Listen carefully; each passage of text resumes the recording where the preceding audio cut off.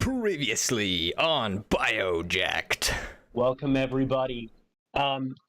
Last we heard from the gang, it was a while ago. It's been a while since we've been able to meet. It's been a minute. So, hey, welcome back, everybody. I'm so happy y'all are here. It's nice to see players you. and audience It's nice to see included. But previously on BIOJACKED, the team had just really concluded the huge heist.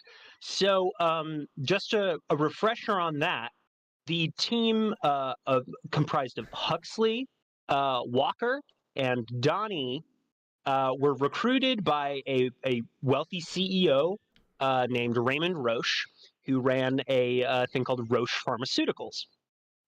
He said that he had an informant in another company called GeneX, and GeneX was harboring some sort of secret. His informant was murdered after broadcasting one last message back to Raymond Rosche. That was a single word, the word revolution. So he offered you guys, these small fries who didn't necessarily have a lot of people paying attention to you guys, so you guys were able to move with a certain amount of covert operation. He suggested that you guys could do a really big score to make some money real quick. And he offered you guys each 60,000 credits and a neurophage containing all of his XREZ agency like contacts within the city, which would keep you employed as an XREZ for probably your entire lifetime.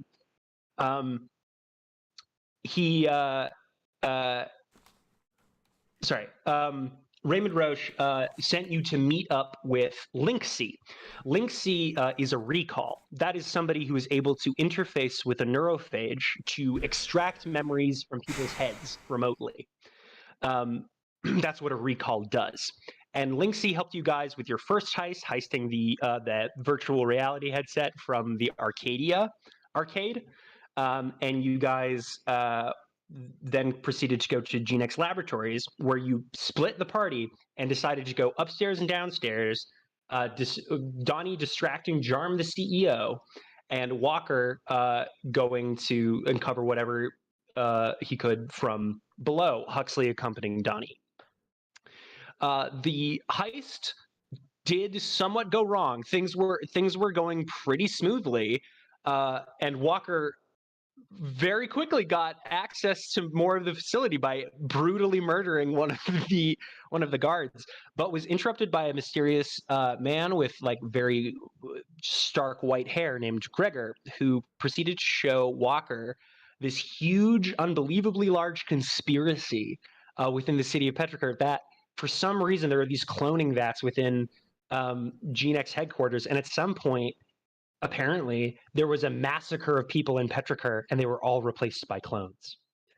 Meanwhile, Jarm Jerophney, CEO of the company and professional douchebag, was giving Donnie and Huxley an ear beating, but quickly started to catch on. Huxley went down to support Walker, and Donnie ended up getting in a scuffle with Jarm and took Jarm hostage. This ended in Donnie shoving Jarm off of the roof of the GeneX building after he got into a hostage situation with Linksy. You guys managed to both escape. Donnie and Linksy parachuted off the top of the building. Walker, Huxley, and Gregor, after defeating biotroopers, busted out of the bottom. And that's, I believe, where we left off. Am I missing anything, anyone? Sounds about right. Mm-hmm. Yeah, sounds right to me. Right. Just as exciting as I remembered it. A lot of stuff happened, so that recap was quite long. But if you want a more detailed recap with like every single thing that happened, check our Playtest recap channel in our Discord. It has all of the recaps on there for all of the past sessions, and I believe that they scroll in between in intermission. Is that correct, Josh? No, but okay. I can make that happen. Right. Well, that might be for a future thing, but if you guys want to get recapped on all the stuff that you missed, check out the playtest recaps. It's a great resource. The bottom line is we did awesome heist stuff and we're all heisted out. You guys are all heist it out. So I'm going to set the scene real quick. It is still nighttime. This happens maybe an hour after you guys made your escapes. You guys, the only lines of communications that you have are MindLink and your phone. So I assume that you guys, since Huxley doesn't have the MindLink biomod, you guys probably texted. Where did you guys want to meet to reconnect with each other? I think Chondria is definitely that's what we discussed, right? Mm-hmm. Yeah. Yeah. Chondria. Chondria and Chondria's being the names of Walker's mom and the business that she runs, which is a bar. So you guys start making your way towards the Slug. Just a reminder, you guys were doing the heist of the GeneX building, which is located in the Loop, the business sector, the very wealthy business sector surrounding the capital of the city, the nucleus. As things get closer and closer to the nucleus of Petrichor, they get more and more affluent. So you guys start rapidly making your way away from those sections into the shittier parts of town. You pass through the product. I assume, Donnie, you're traveling with Linksy. Gregor, Walker, and Huxley. Gregor, after you guys defeated that homunculi and made your escape through the back streets, you guys split up. He sort of invited you back to his like, if you guys needed a safe place to be, like he invited you back to his like den with his crew, but you guys split up to go to Chondria's, I would assume. Yeah. You just met this man. He's murdered a lot of people. That sounds pretty suspicious. Yeah. Honestly, he's inviting you to go to his secondary location. He's inviting us to his man cave. Let's just be honest.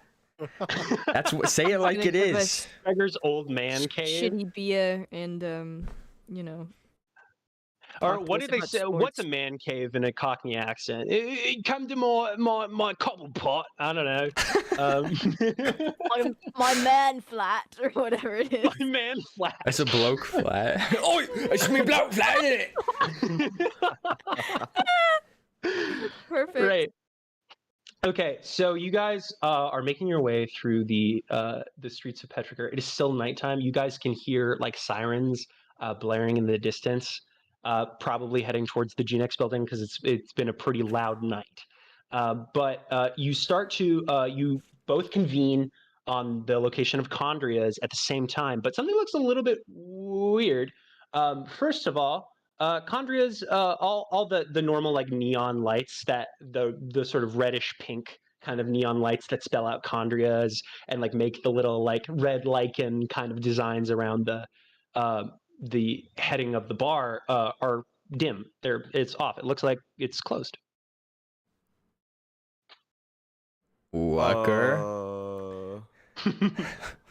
Walker, you gotta have some kind of backdoor you don't need key. to roll through this. You know that it is weird that it's closed. Like it's normally open.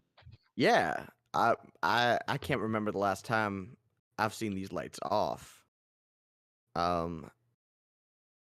Is this a situation where we need to go in the front or go in the back? Do you think I'm thinking we should probably go in the back, but I am still bleeding from the chest.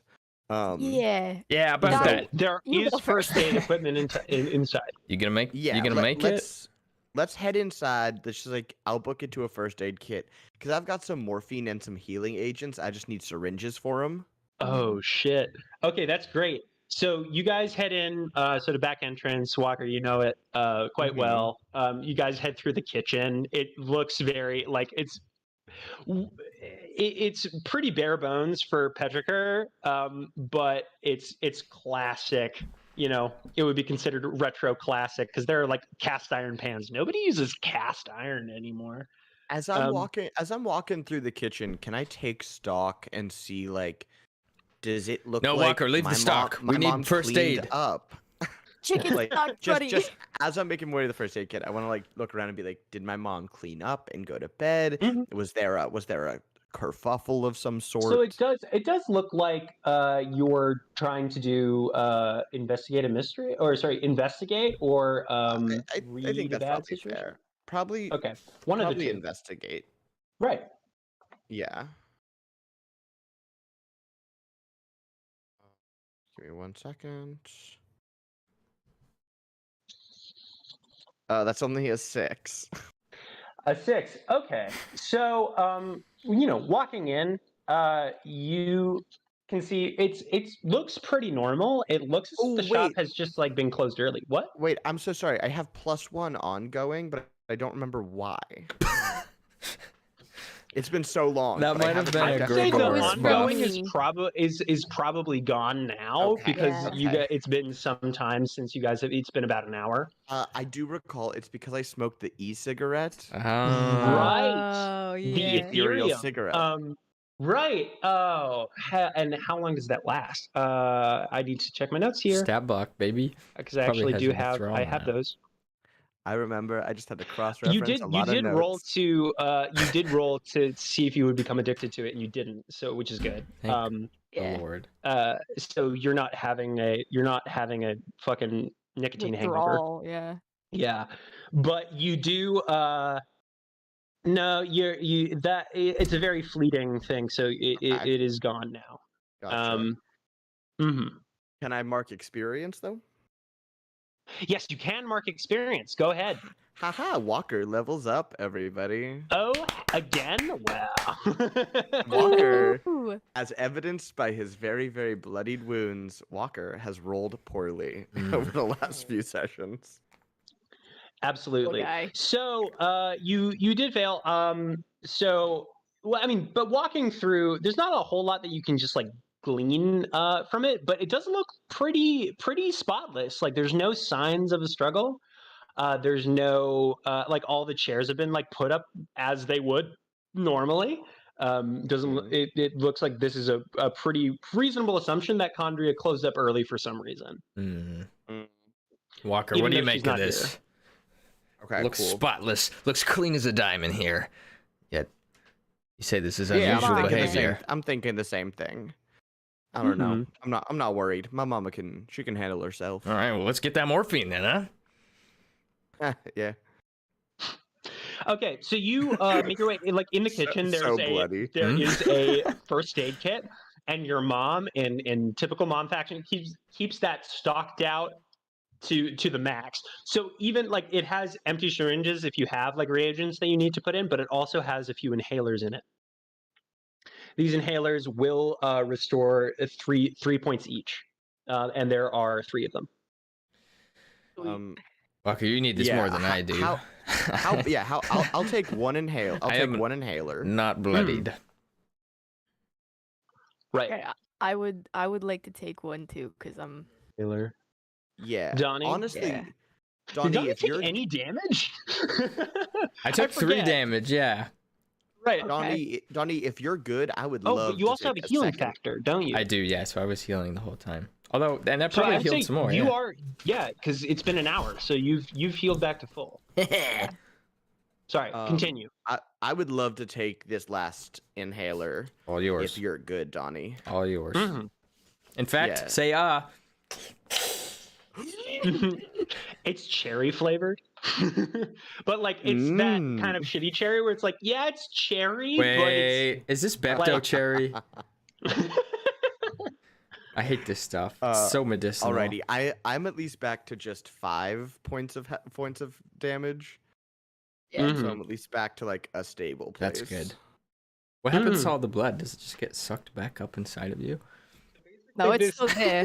You're gonna have to wipe it off. Inhaler works very quickly. You inhale it, and then you feel like a cold sensation rip throughout your body, and like you see that your wounds start foaming up with this like just like natural compote that your body then creates that like hardens up, and creates like a scab over, and it starts to heal like underneath that slimy barrier. Oh. Hey, we're playing a biopunk game. If you're I'll not let that prepared for pass. it, if this is gross I'll to let you, that then it's pass. going to be a rough ride. While We'll my never get body used to is that. while my body is getting weirdly squishy and then hard again, I'm gonna say to my friends, hey, I just want to let y'all know, when I was in there, well, a lot of stuff happened, and I'll fill you in on everything, I promise. But I got injected with a biomod that I don't know or understand what it is, and I haven't observed any changes yet, but if y'all could be on the lookout for me, I'd appreciate it. All right, let me take a You got look. it, bud. I've seen a Yeah. couple I don't know. biomods in my life. Let If me you notice me, let me like, take a look. turning blue, or I'd like to investigate to ask the question. Really? What biomods do they have? Well, that's a 4 plus. What do I have here? 3, 7. So I 7 get to to make ask success. 1, Yeah. which is what biomods do they have? What biomods do they have? You can see that Walker has got a cellular biomod. You can tell that there are, in the injection site.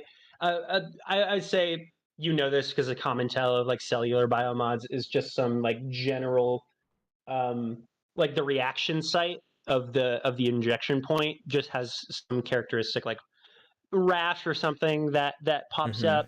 I guess you're able to deduce that much. The biomod itself doesn't seem to do much, which is interesting. It seems to mainly take up space, but it is slowly, integrating its way into Walker's system on a cellular level, and will affect all the cells in Walker's body. But it's not potentially like it's not obvious what it does exactly. The cells that have been changed haven't changed very much. They just look different. They're not like it's not like man an improvement or a detriment that's going around your body. It's mainly that your cells are just changing and looking a little bit different. Like there's a little patch of like slightly lighter skin on your arm where it normally would have been Well, Walker, a little bit more tan. beats me. Looks fine. Who can Well, say, it's really? not a Take a name. stab at it. Yeah, it's not a named biomod that's on the market. Never seen anything like this. It wouldn't just- be anything necessarily that you could even find in the playbook. mechanically, GM. Yes, How many AP does it take up? I believe we established it takes up 2 AP. Like it's not 2, very thank much. you. That's totally fine. I just, I'm sort of pushing that upper limit of my AP. So, Retro. Already? I have several nervous system biomods, Right. all of which take up a good number of AP. Right, this is true. And you guys, one thing to keep in mind is that something that's known within this world is that one of the most coveted biomods within Petrichor is called telomere extension, AP Hell extension. yeah. It gives you more Let's autosomal get into material some to of that. work with, stabilizing your DNA. So it boosts your maximum AP above 22. It's usually pretty coveted because and it's very controlled release into the public, so it's usually for people who can afford it. But like that's been the biggest step in biomod science lately, has been the fact that you can now install more and more and more biomods without going full Akira. Yeah, because with this one that I have, this mysterious cellular biomod that we don't know, I am at 20 of my 22 AP points. Holy crap! Oh, you're one surprise Whoa. biomod away from becoming a bioworm. In my defense, we have been playing and playtesting throughout development, and Yeah. some of the biomods I selected were nerfed by giving them more a higher AP requirement after I selected them. Yeah, whoops. In my defense, Whoopsie daisy. I'm not an Akira, so man. Somebody was really nice and like said, hey, Elliot, this game that you made, it has a couple infinite combos that break the game. And I was like, oh no, I have to nerf And those I right was now. going for them. What? Unfortunately, it was like, yeah, with this you could potentially take infinite turns, and I'm like, that would break the game. That was my plan. Walker, So I have to make some quick changes. how concerned are you about this biomod? Do you want me to take a look at it? Or? No, I think I'm okay. It doesn't hurt or anything. It just, Mhm. it's You can weird get to have biomods something in my despliced. Yeah, it's weird to have something in my system. I might go see like a doctor or a biomod expert at some point. Sure. Speaking to of see if which, they can now might be a identify good the time to Makes mention sense. that Linksy is nowhere around you guys. Oh, where's Linksy? Did we lose her? I thought she was You with were you, the last one Donnie. to see her, Donnie. Yeah, she's right Yeah. behind us. Literally, when you guys arrived, she was there. She didn't say a word to you guys, and now she's not here. She's still outside, do you think? Do you think she was grossed out by all the healing? No idea. Uh, I mean, you can look around for her if you want, but you are also simultaneously all going to, at the same time, get a little notification on your phone. Bing. Ding. There is a little notification that just has a gold seal with like a wax stamp on it. And when you Ooh, tap on it, it Yeah. brings up on your phone a golden ticket. And it just has an image of a butterfly on it. Oh, boys, we're in for a treat. What does this mean? Wow, this is nothing short of what the is this? Monarch Lounge, the most coveted casino all of Petrichor. I've never even been. Mhm. Why Owned are we by getting all the invited? corpos know about it. Smells like Roche to me, but there's only one way to find out. Mm-hmm. Wait, where is? Can I like search around like other parts? So like we're in the kitchen. I want to see if I can find my mom. Like, is she here anywhere? Yeah, I mean, you can roll. You can roll again to. I'll let you roll again to do investigate, because like the first time you were just like walking in and taking in the space. And I'll And, help. like, why Yeah. is it closed? Yeah. Okay. This investigate roll will be an 8. I'll be an 8. So you get to ask one question. I actually won't help Uh, because that would potentially only cause problems. Well, I mean, if you failed, did you fail your help roll? No, I didn't even roll yet. Oh, yeah. I don't think That he is needs good. help. Yeah, though. you would have to roll the help roll before you rolled. Okay. Yeah. Yeah. Keeping that in mind. Sorry, give me a second. I'm pulling up the questions. Yeah, it's all good. Investigate. If you want, I can read the questions to you. Got it. No, I'm looking for Where's- what has led to this situation? Mm-hmm. What The has situation, led? of course, being Mhm. that my mother's bar is closed and nobody appears to be here. Right. Okay. So you are in your bar. You're walking around. Mainly, you go up to where your mom would normally like be staying. She sleeps in an apartment above the bar. Hmm. As you're up there and looking around, you smell something, and you smell a specific kind of like sort of eucalyptus smell, like probably in some sort of like cleaning product. And you know your mom hates the smell of eucalyptus.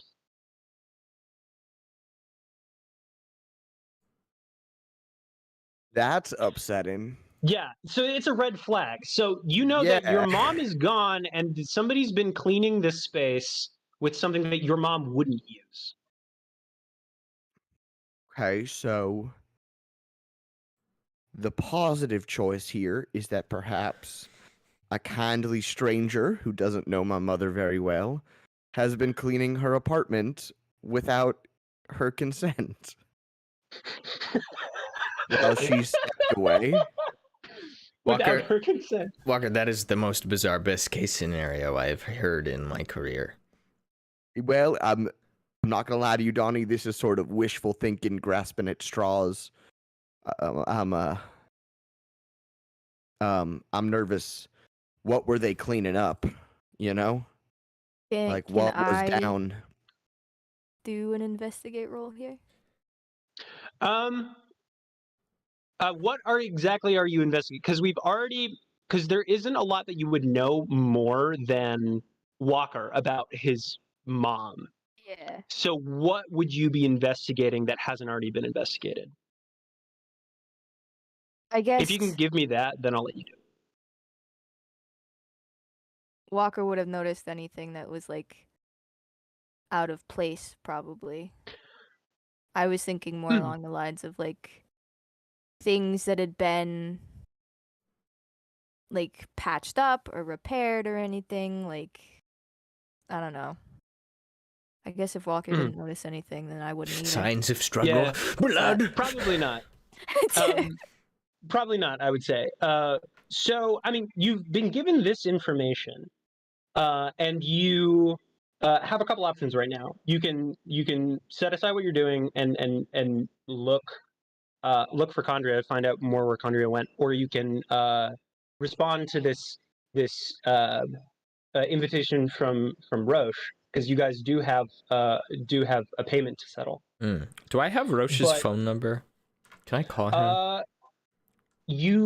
I'm not sure if you have Roche's phone number, but you can ring Roche through your mind link. I'm gonna do that. I'm gonna attempt to contact Roche here. Yes. So I mean, you speak, and then he'll receive it if he's on that frequency. Ring, ring. What's up, Roche? You there? Hey, kiddo. I'm just over here in the lounge waiting for you guys. Yeah, it was you, huh? All right, I should have known. Oh, they've got top-notch service. I'm rolling out the red carpet for you guys. You guys just finished a big mission, and you guys deserve at least some dinner. Well, that is exciting. So I yes. have a whole plate of sub waiting for you guys. Looking forward to it. No, just in the meantime, though, you wouldn't happen to know anything about where Linksy went, or where Walker's folk have gone? Walker's folk?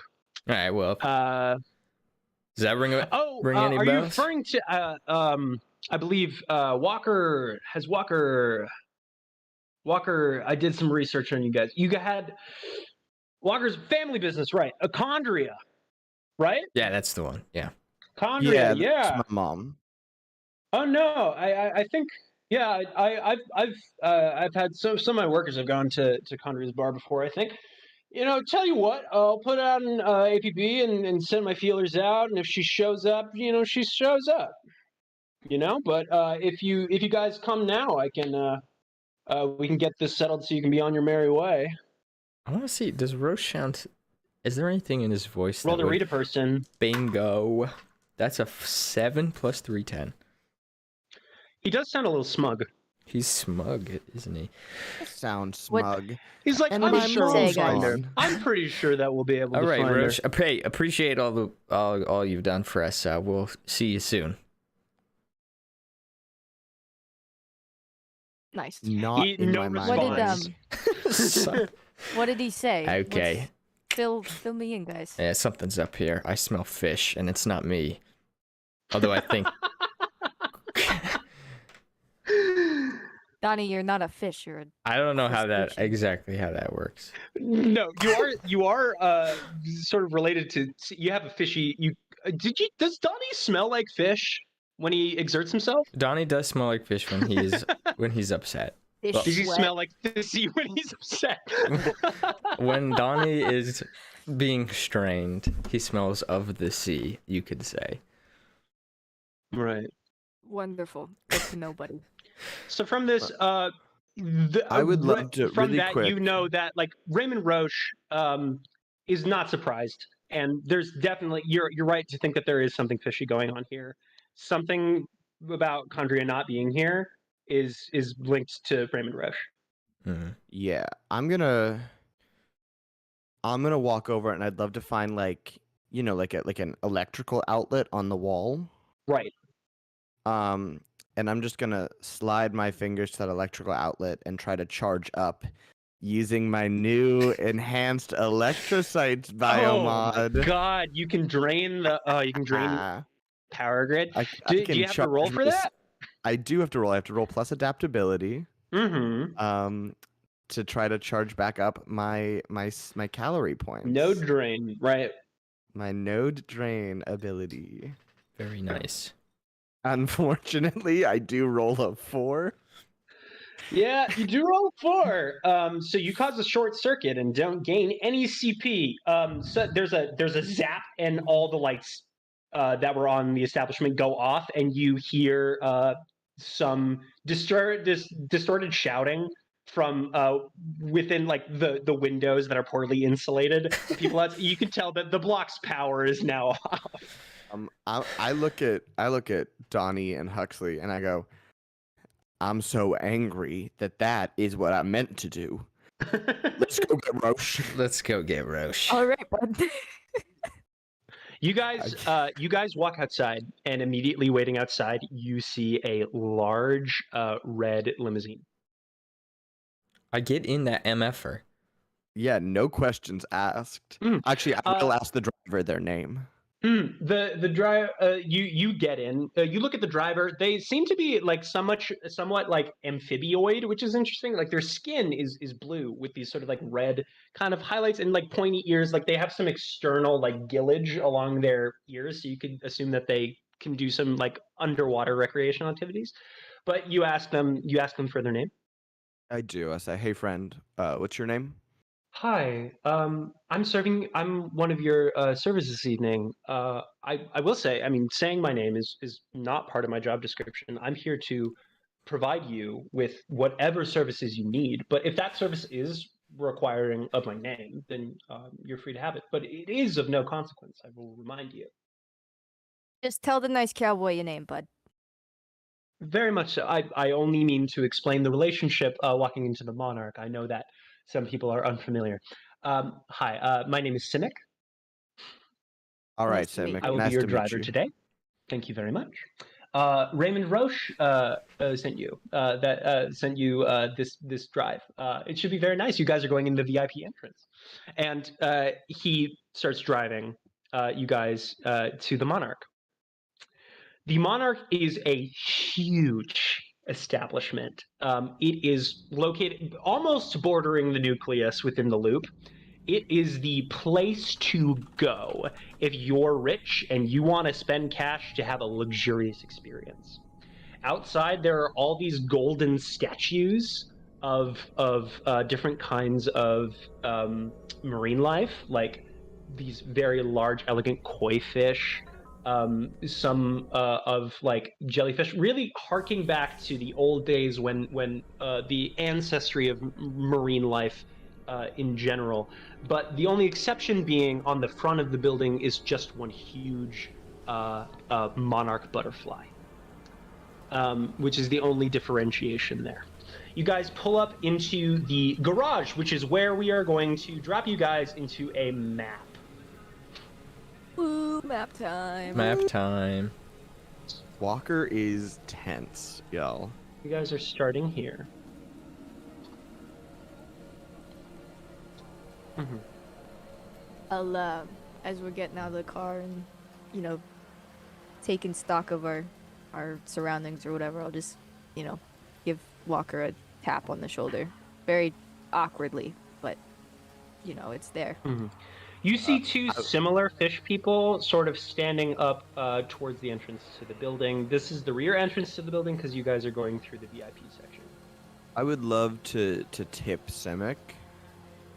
Just like 10 credits. 10 credits. 10 credits. It says, thank you for your donation. Absolutely. Consider it a gift from me to you.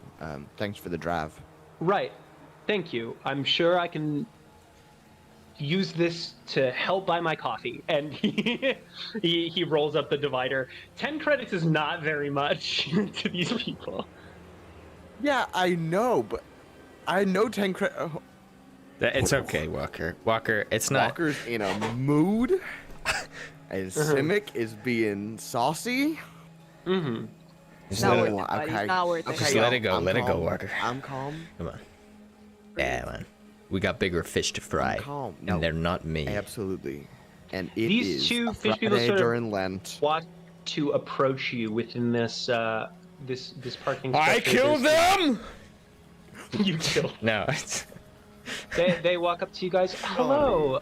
We are here for your reception. I assume that you are Huxley, Walker, and Donnie. That's us. And you are?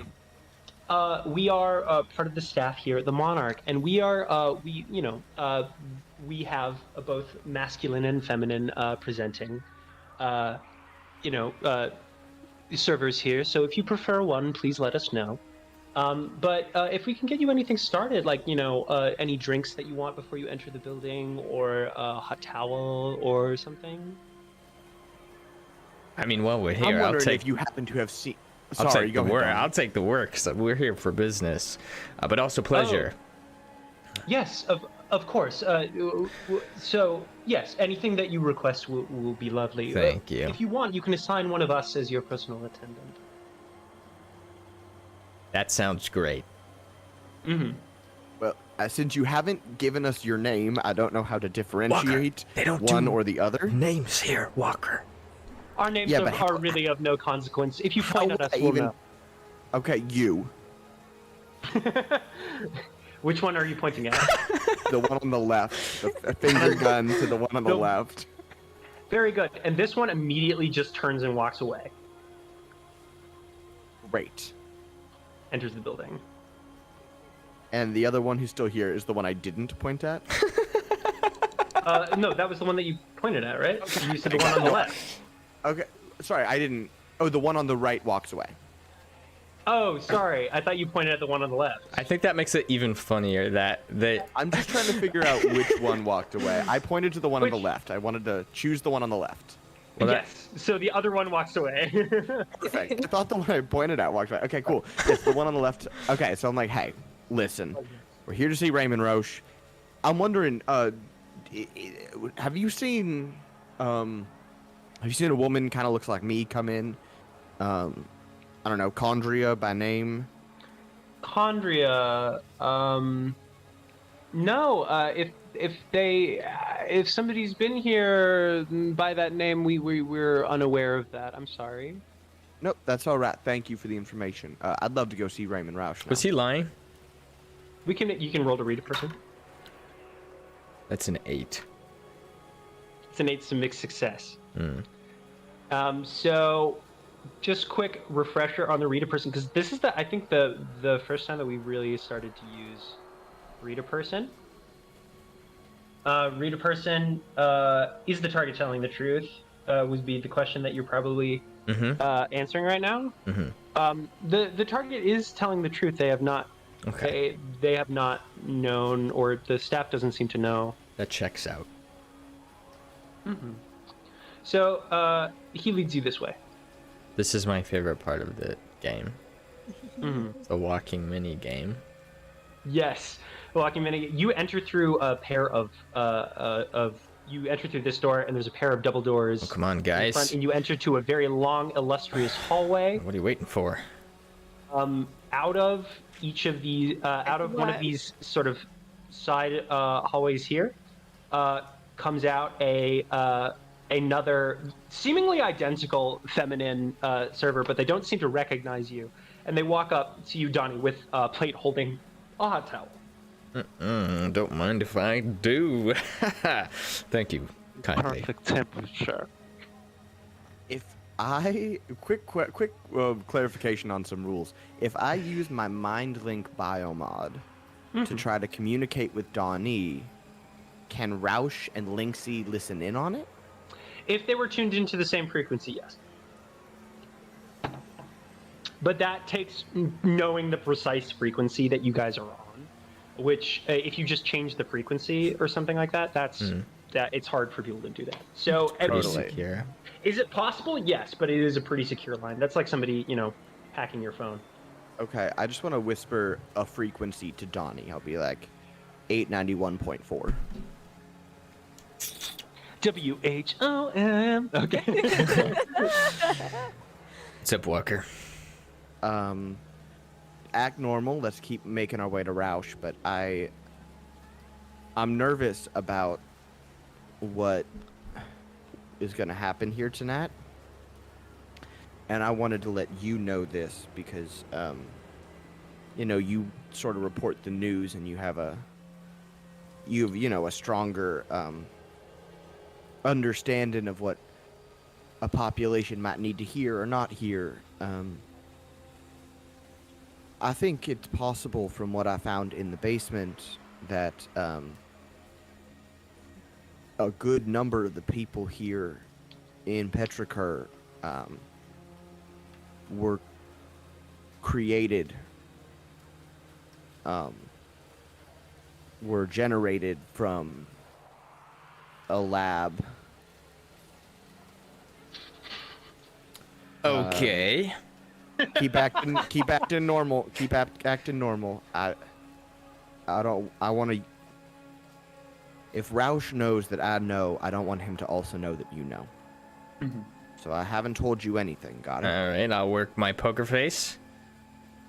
I respect your concern, Walker, but I don't think you have anything to worry about, at least for the time being. And if what you say is true, then we've got a hell of a story to break. Yeah, I've got in my bag. I've got like the calcified hand of a person. Sorry, what? I think we're the frequency. What was that? No. I've got a person's calcified hand. In my backpack. Okay. I thought you said a person hand. That's funny. Yeah. No. Absolutely. But it's this like it isn't calcified. I guess it's just this material that I'm not familiar with, and it felt like they were growing people, and they had all these people in pods, and Gregor said something, but then he invited me back to his man cave, and that made me uncomfortable. Okay. I needed to get. Why are you telling me this now? I didn't want to be the only one who. Because I don't know what's about to happen with Rosche. Okay. I don't trust him. I haven't trusted him. And I didn't want to. I didn't want to go to my grave being the only one who knew this information. Walk up. Cross my heart and hope to die. I will look into this.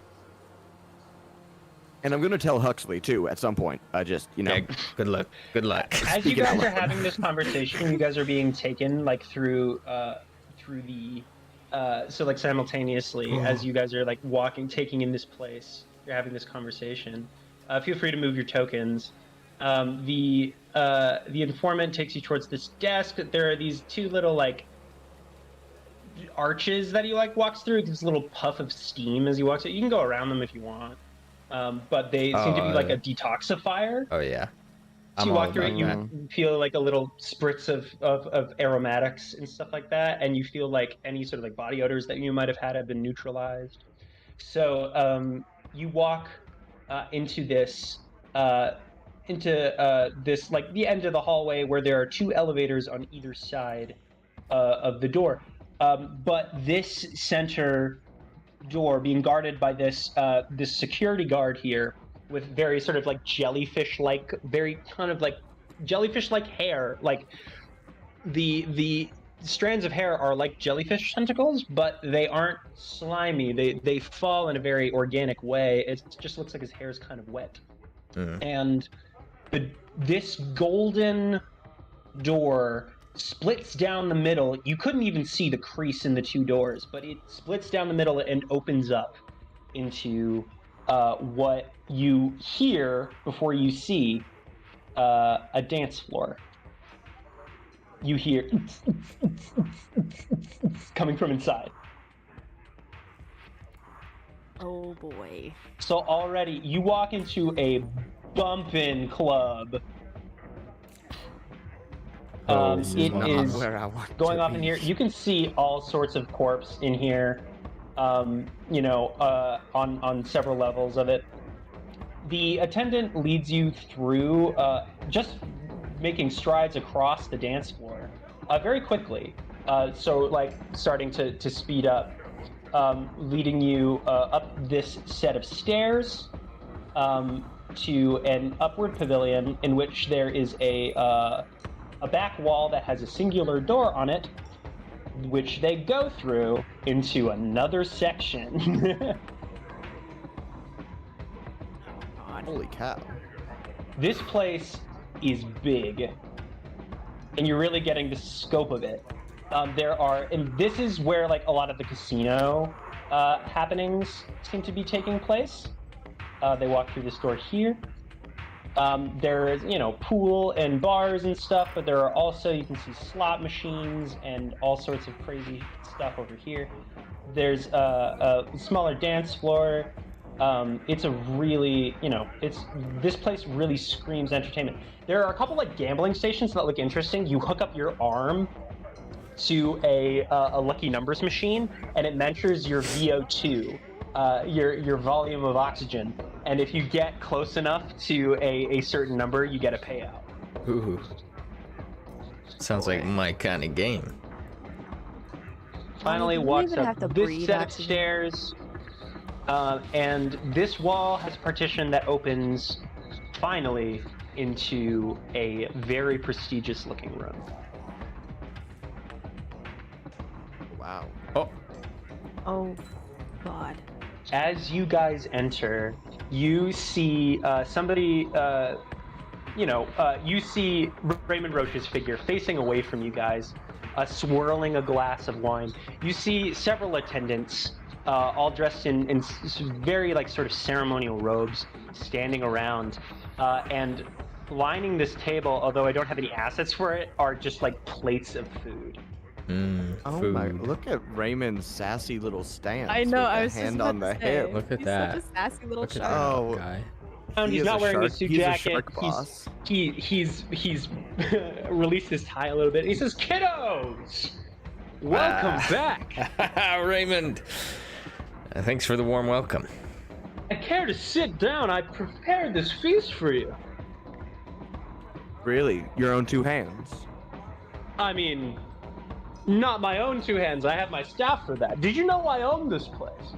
Oh, you ordered a feast for us. Yes, I did.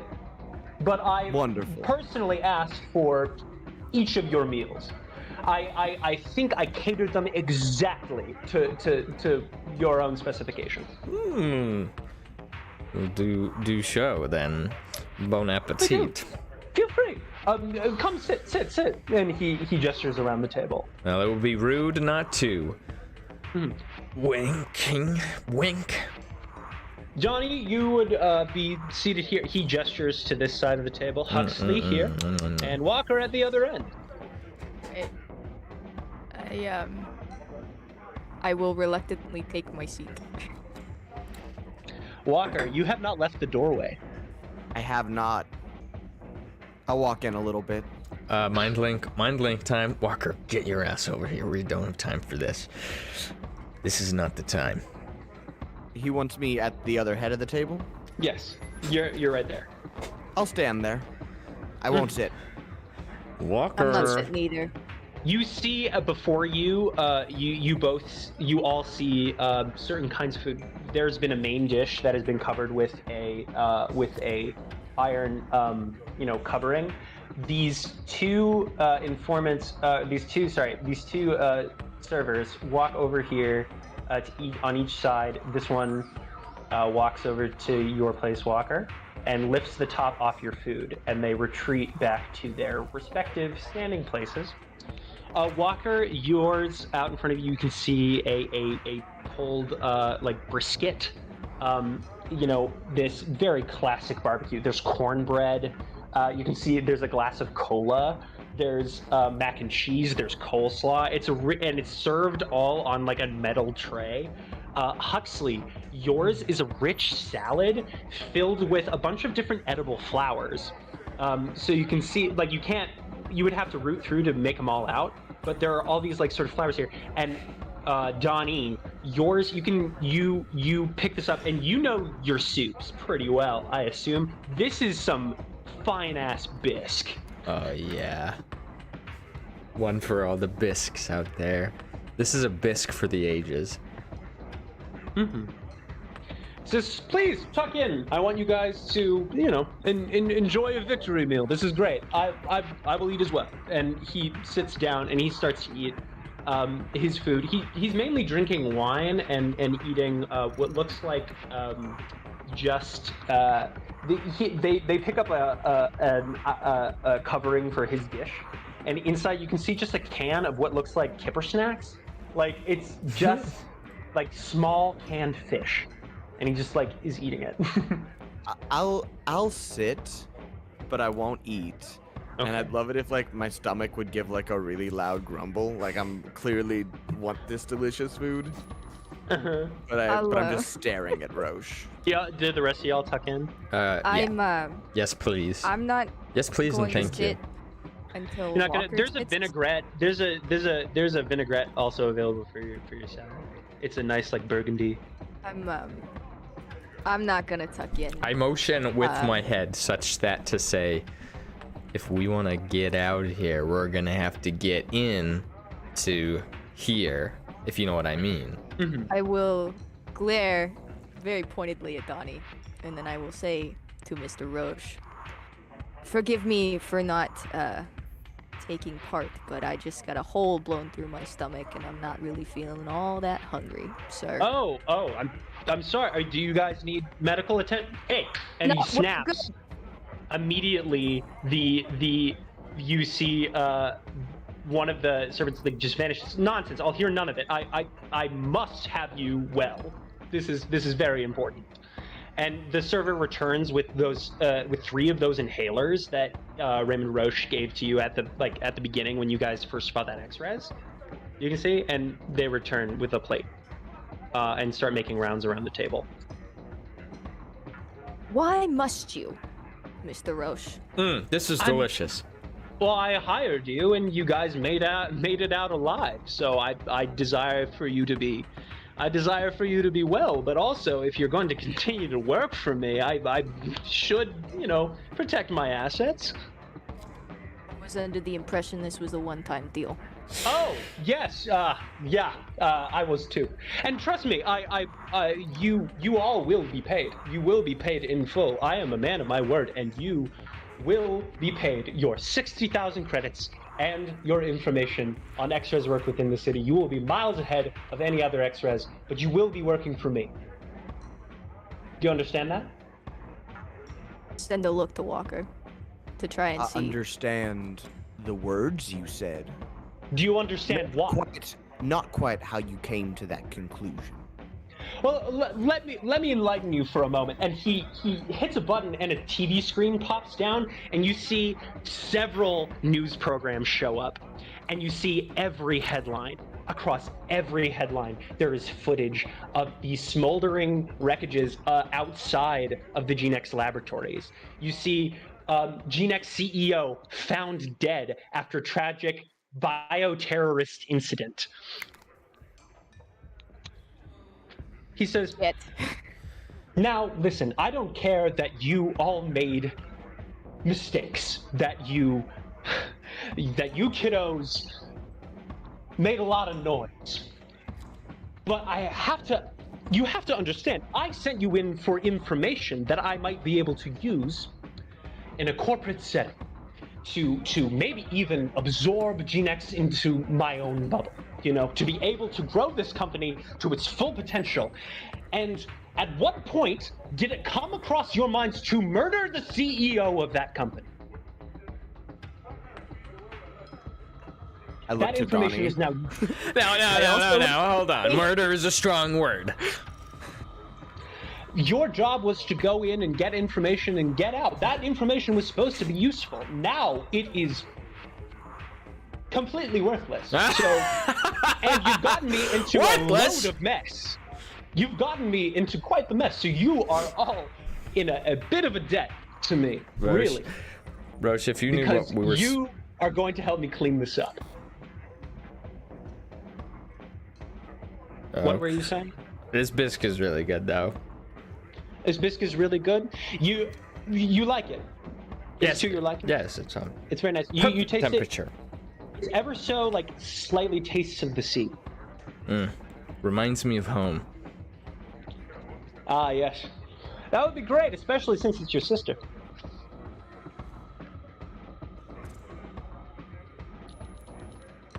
He sits back and he swirls around his one.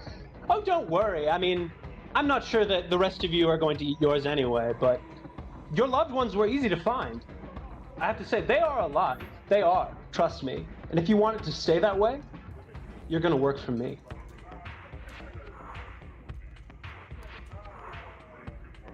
Walker, I think this is where you ask about Chondria.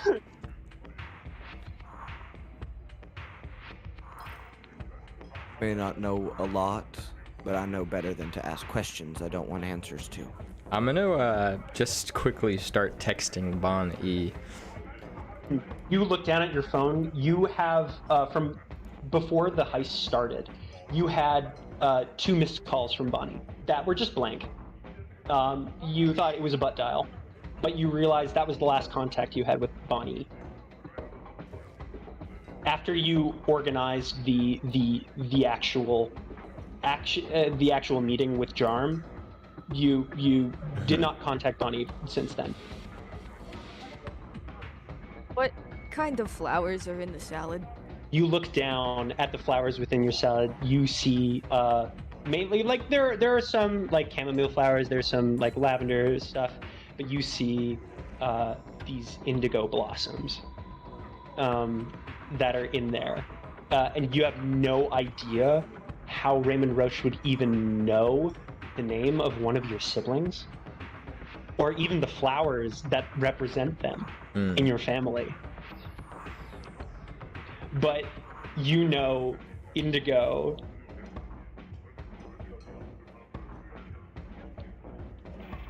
There's a moment.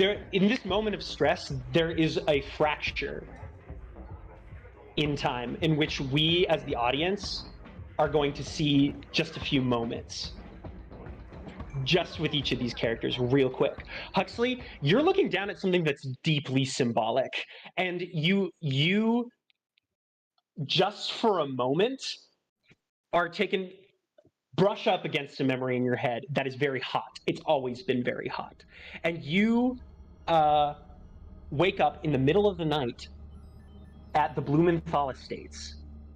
The Blumenthal Estates, these large mansions with these large-ass warehouses and greenhouses where your family breeds the most exotic plants within Petrichor. You awake to the sound of, like, somebody's trying to scream, but they can't.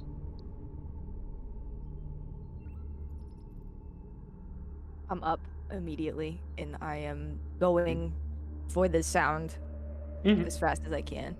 Yes, you exit your room, and in this long sort of red velvety hallway, you hear the sound emanating from the next bedroom down. And you know this is Indigo's room. I open it. I open the door. What does Indigo look like? Explain or describe them to me. She's sort of, she's small, and she's a little fragile. She's not like naturally thin. It's something that has come with, you know, the onset of her not being able to walk. But she's got dark brown hair and dark brown eyes and freckles all over her cheeks. Right. And the flowers currently growing out of her body are? They are all along her spine. And just for clarification, they are what type of flower?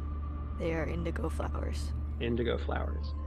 Indigo, after indigo flowers, you look up. This is, of course, because of your family's practice of each member of the Blumenthal family inheriting a brachium plantae, a symbiotic plant organism that one both wields and communes with as a living thing.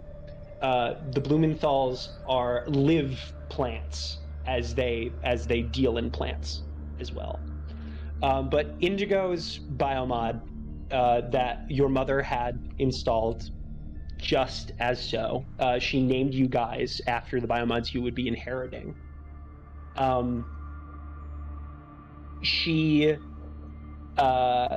one didn't go quite right. And you see Indigo sitting at her desk, and you see dark circles underneath her eyes and just tears dripping. And you see her eyes flick up and over, but she doesn't move. I rush to her, and I shake her a little bit, and I ask, Indigo, what's wrong?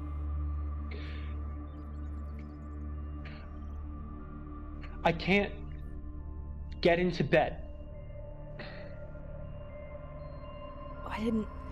Why didn't you just come call me? I would have helped you. Come on. I should do it myself. Mom told you not to do that all the time. I don't give a damn what Mom wants, okay? I'm here for you. And you pick up Indigo's sort of like frailing form from behind, and you brush up against the brambles that have worked their way into her spine. And she lets out a shriek, and that brings you back. Donnie, you have a moment looking down. You just realize you just ate some of your sister. And you just remember quickly the last time you saw your sister. You don't see your sister like super often. Haven't seen your sister super often since you've started XREZ work. You've been doing a lot of field stuff, which you've been reminding Bonnie to do things via your memo, but you've also been leaving calls, right? Mm-hmm. What was the last time you saw Bonnie? It was at a corporate event that we both went to. Kind of as an excuse to get out of the office. It was just sort of a convention, so to speak, that we wanted to cover, but also an excuse to get our heads out of our desk and kind of spend some more quality time together. You are walking around this sort of convention, and she says, well, I've highlighted on your schedule several of the booths talking about the benefits of seaweed therapy. I think that there's a lot of potential, skincare benefits to this, but I thought that it would be an interesting story, at least, new forays into sort of more marine life. Bonnie, come on. We're not here for work. Just, where do you want to go? What do you want to see? When was the last time you went to a convention like this and just covered what you wanted to cover? I mean, they do have a guest artist coming, See, now we're talking. Guest artist. They have a guest band that's going to be playing before the talk. It's very nice. It's called PTS. It's great. They're just, a bunch of just very, very excited people who know how to dance a lot and put on some pretty cool. It's it's weedcore. Bonnie, it's nice. I'm sold. I'm sold. Say no more. PTS it is. But let's stop by and grab some coffee before we get there. Take the long way around. Right. Stopping with coffee.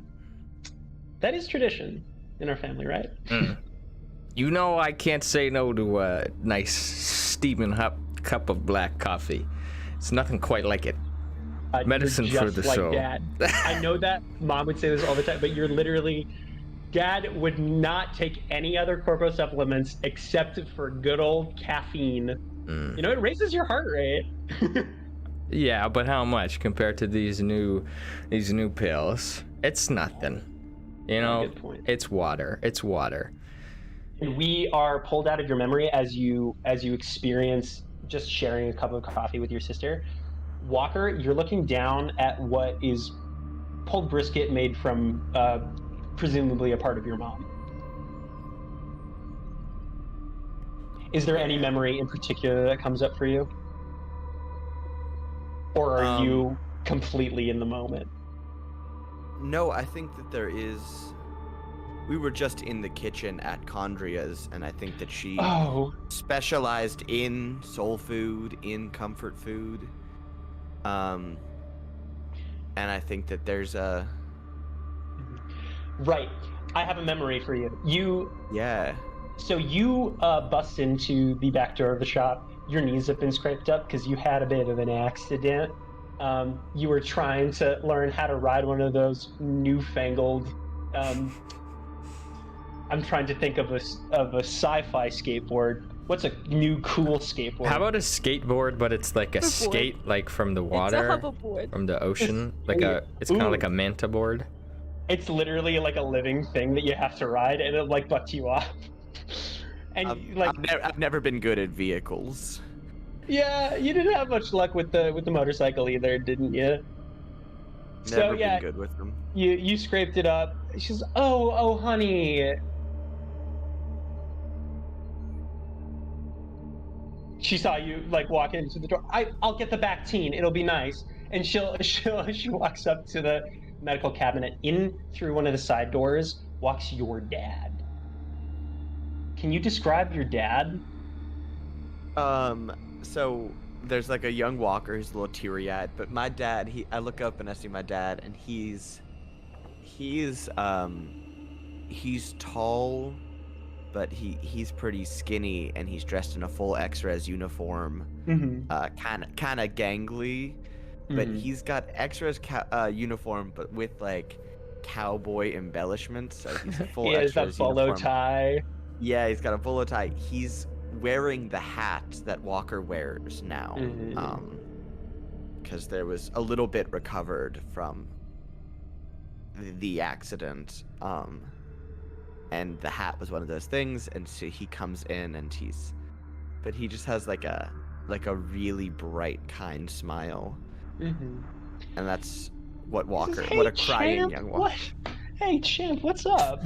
What happened to you? The man aboard didn't like me at all. Oh no, I'm sorry about that. Champ, what's up? Oh man, are you crying? Hey, listen, I want you to know this. This is important. And he puts his, like, he kneels down because you're relatively shorter now, and he puts his arm over you, and he just like takes 2 fingers and puts them against your clavicle, just like saying, this right here, right inside. Scientists say it only pumps blood around your body, but this thing feels things. It has a direct line to your brain, and some would even say a soul. Now, hey, I don't have any evidence of this, but I will say crying is a huge part of what it means to grow up. And I have to say, I cry a lot. Like more I cry enough for myself and your mom combined. She's gets sick of me crying, but I'm not gonna stop, because you know why? Why? Because after I cry, I feel like I want to see you. Do you understand that? Yeah. And I have to say, if you're crying, if you're having a rough time, that's totally understandable. I get it. It happens to everybody. No matter what, even if you grow up and you're like, I don't want to hug, I don't want to kiss anymore, I don't want you to drop me off at school, I don't want all that stuff. If you feel embarrassed by your own man, you can always come to me after you cry. I don't care if we've been fighting. I don't care if I said you're not my son. Like, I would never say that. I would. You better beat the shit out of me if I say that. What I'm saying is, cry. And you'll be there when I'm done crying? Absolutely. I'll be there during.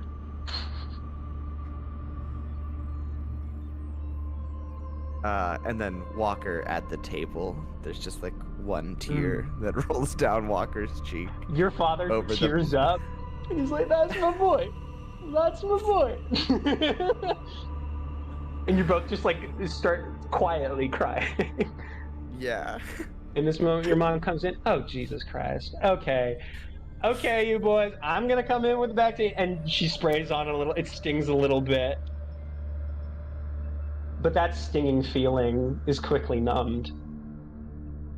You look down at your leg, and you look down at the plate of food in front of you.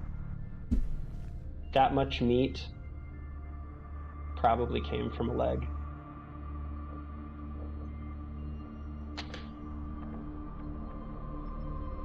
Yeah, and Walker lets one tear fall. I think I've made a good enough statement. What do you think, kiddos? I think you're the scum of the earth. Oh, trust me, I'm way more than that. Have you ever heard of the Shiver? See, my allies know me as Raymond Rosche, CEO. My enemies know me and us, he gestures around the room, at all the fish people within the room, as a shiver. A group of sharks. And we will be right back from a bathroom break right there, This folks. seems like a good time. We'll be back in God. 5 minutes. Intense. Anyway, we'll see you guys on the flippity gip.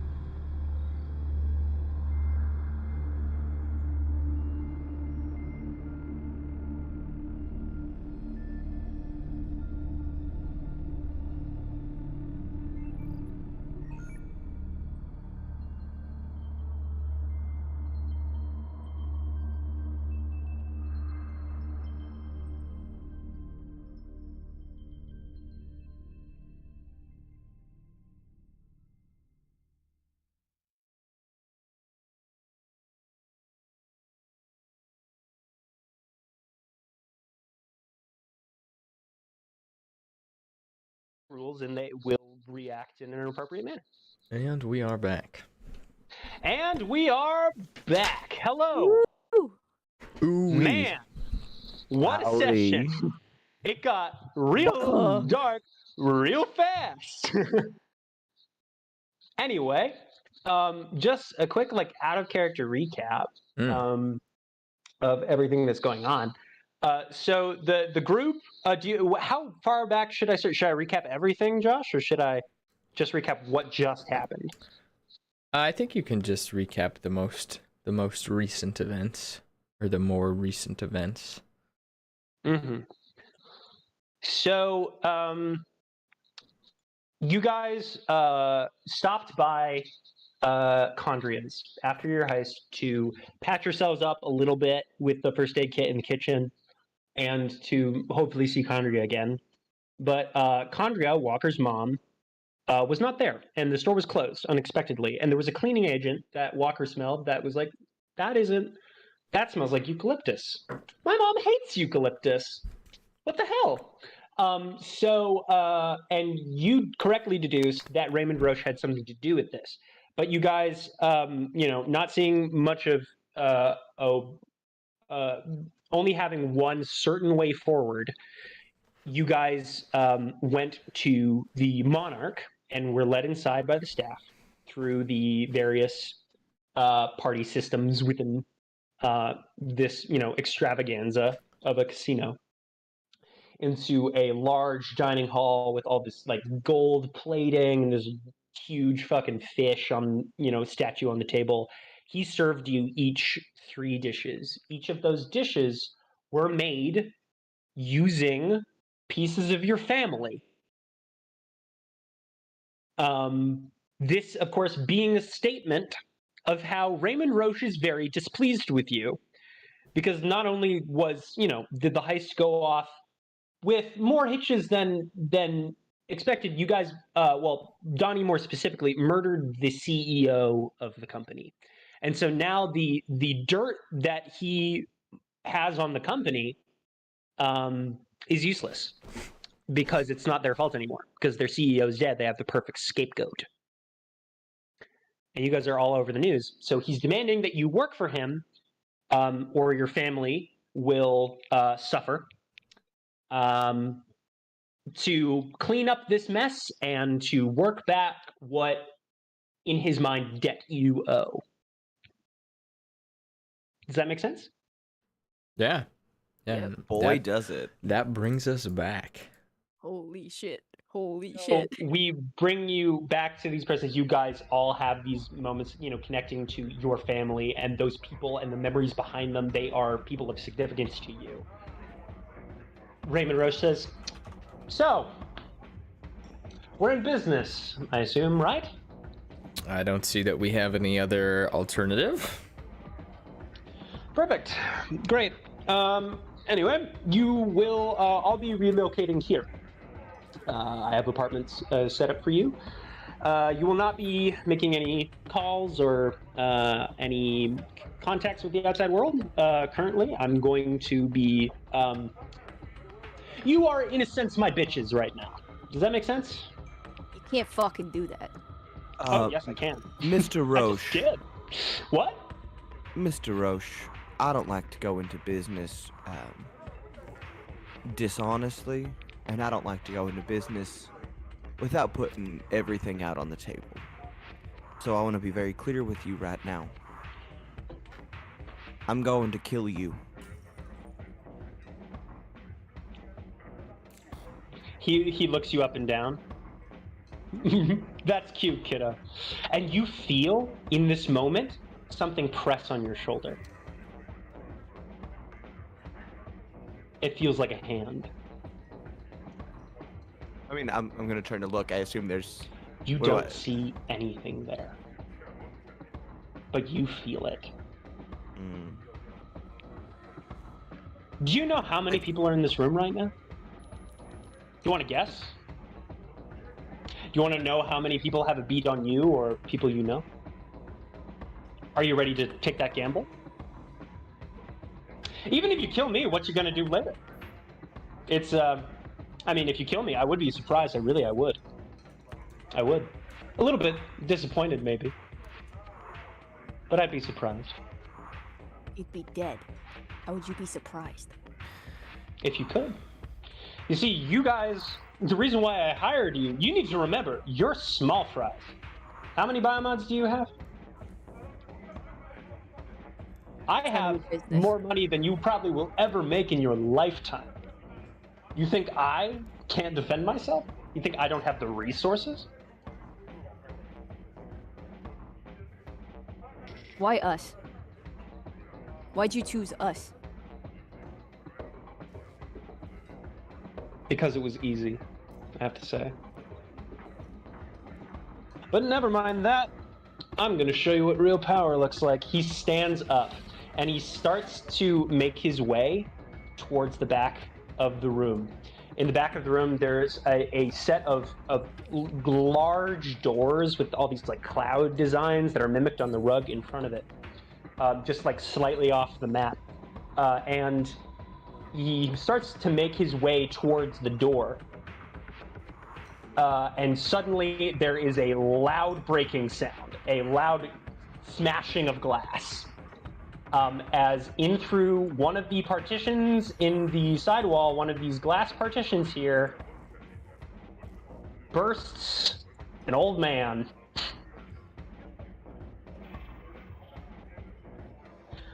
He says, hello, Ramps? you look over, Walker, Huxley, you see Greg. You see Greg. All right, I don't know exactly how many of you there are. I was listening in for a little bit. I did my homework, but we're gonna get you guys out of here. And he just starts running forward, and from behind him, more people come. Hux equips their knuckles, and they just they are ready. See a very familiar secretary run in after him. Oh my god. It's her. Oh my god! Shit, I don't have any CP. And then finally running after those two just to make it a third. Loudly trouncing into somebody that you don't recognize at all. A very, very large and imposing, terrifying fish man. Way to go, Grandpa! All right. Holy smokes. So, some things are getting. Rosche is going to try to make some moves right now. You see him drop his glass, and in that moment, he reaches out with one of his hands, and you see his entire arm light up. And out from his outstretched hand fires a bolt of electricity. At whom? At Greg.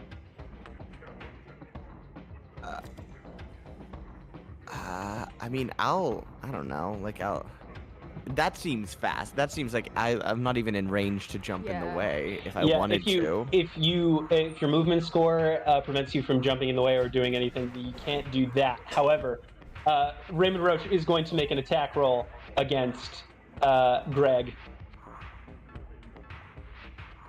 And is going to trade with Greg. That's a mixed success. So you see that there's a bolt of lightning, and Greg is very, very spry. Greg takes the shot very, very quickly, and you see immediately just wreathed in Vanta Black as his sort of carbon skin kind of activates, and he just rushes Raymond Rosche, and they start tumbling. He just full on tackles this man. So they are grappling each other on the ground. Walker, you feel that presence on your shoulder. You feel something wrap around you. There's a person that's trying to restrain you.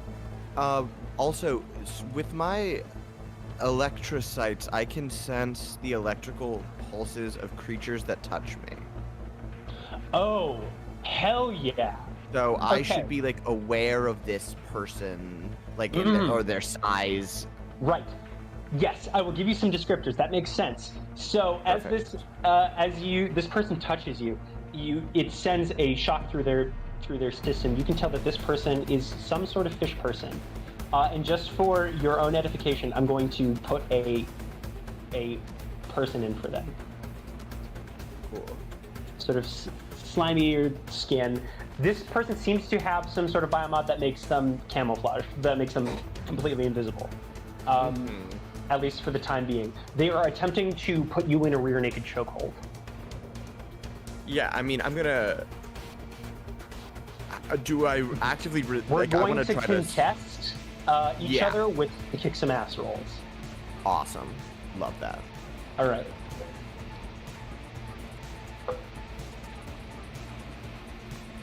What'd you get? You have to That beat a is 9. gonna be. I rolled an 8 plus 1 is 9. I'm gonna say, if it meets, in this case, it's that stalemate definitely doesn't end in what they want. So,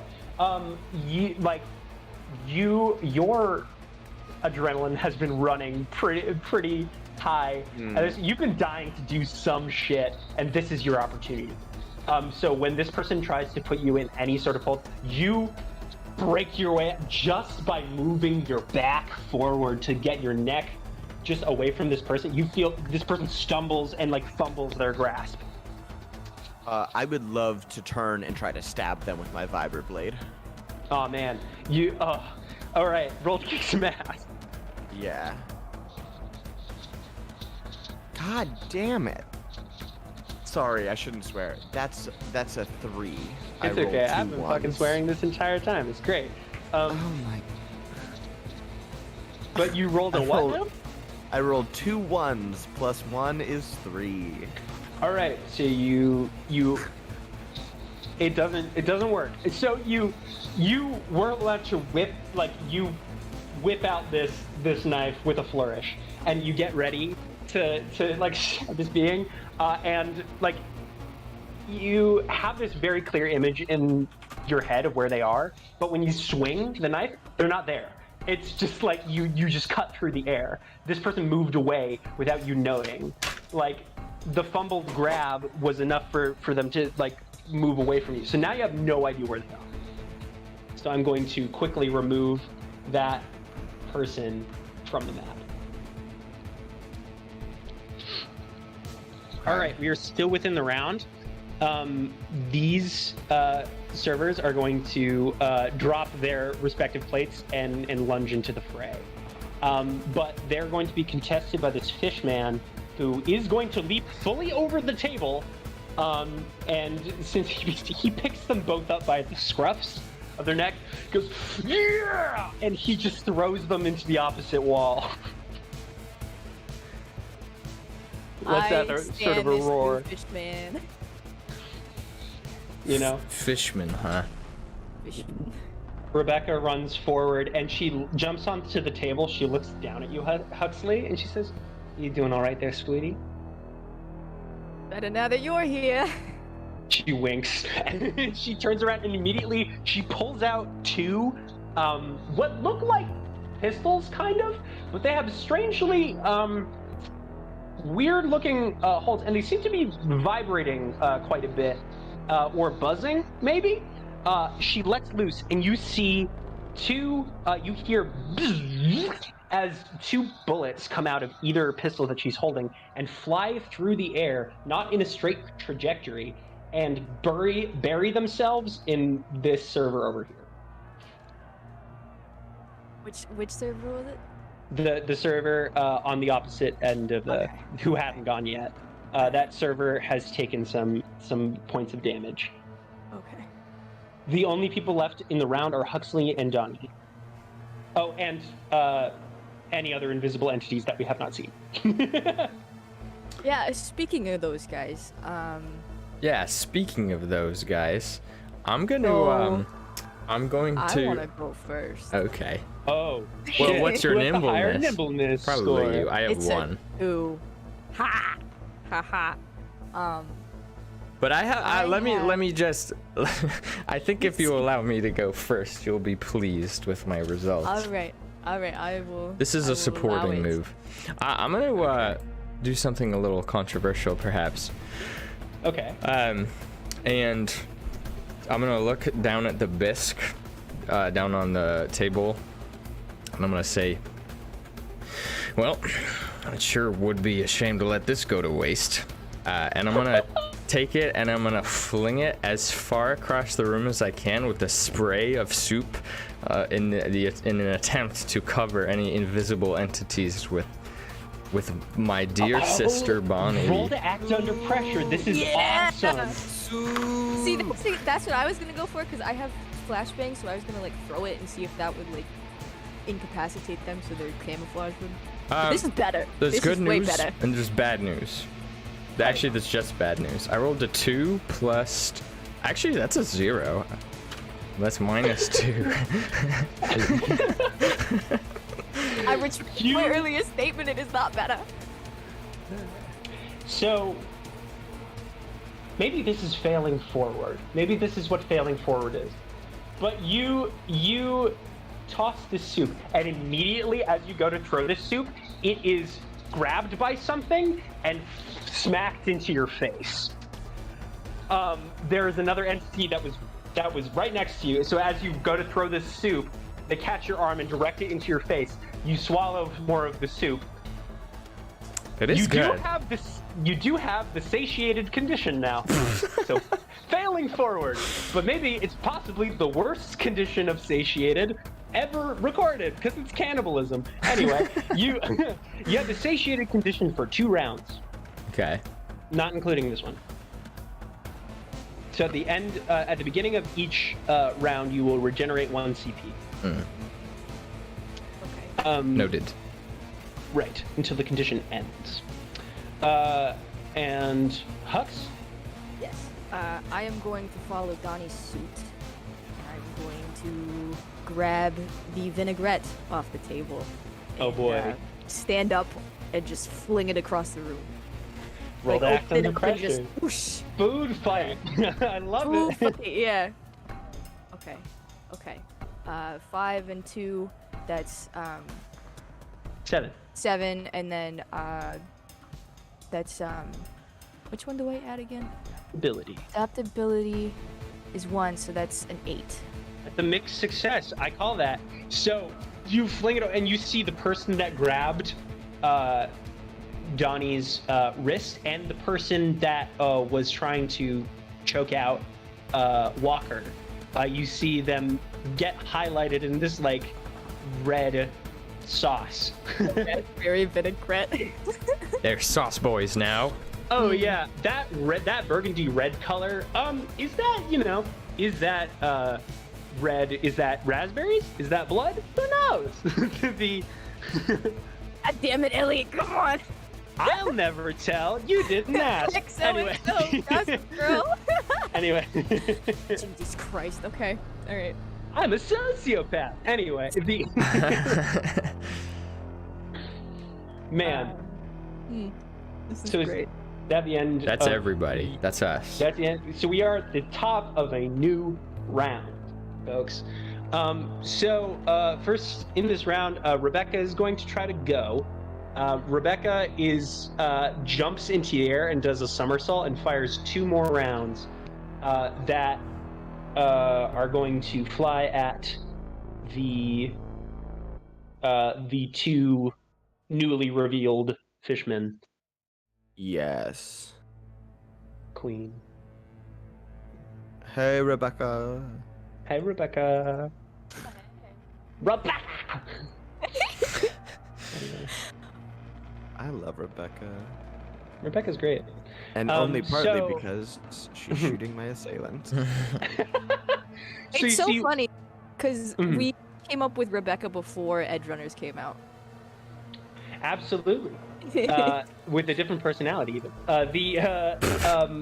So this, you hear as these bullets are like buzzing through the air, they resemble bees to some degree. You can almost see like a little like creature like go flying through the air and go, zit, and it flies its way into the chest of the member of the Shiver that was attacking you, Walker, and knocks him. The force of the blow knocks him back against the sort of statue in the middle of the room.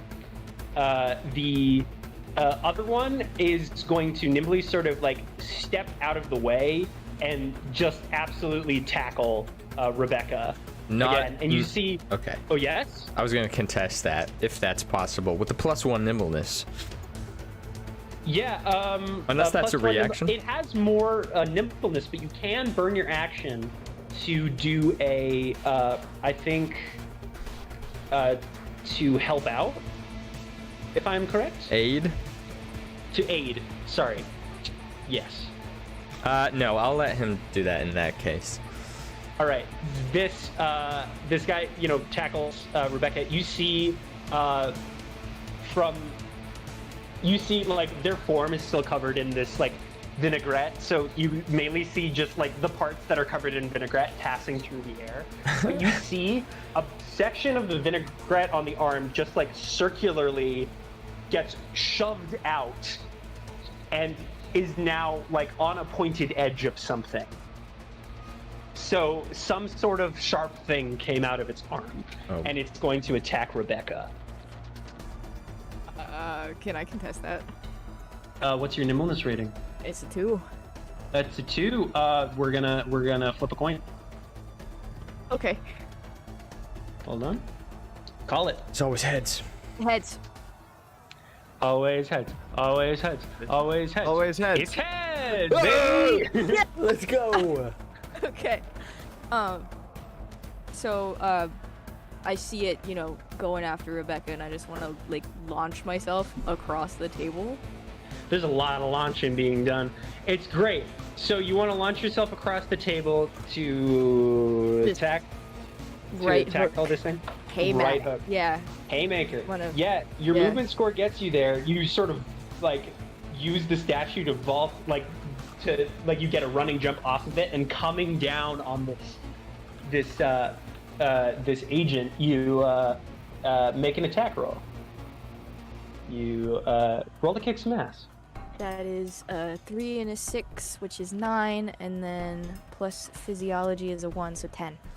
That is a complete success, so you get to add an extra effect to that. Hey, let's see. Oh boy. I say that my attack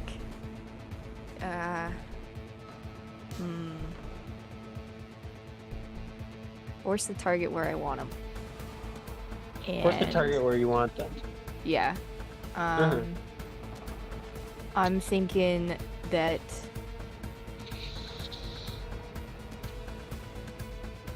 I'm gonna send him over with the other 2 that the fish guy threw over there. Okay.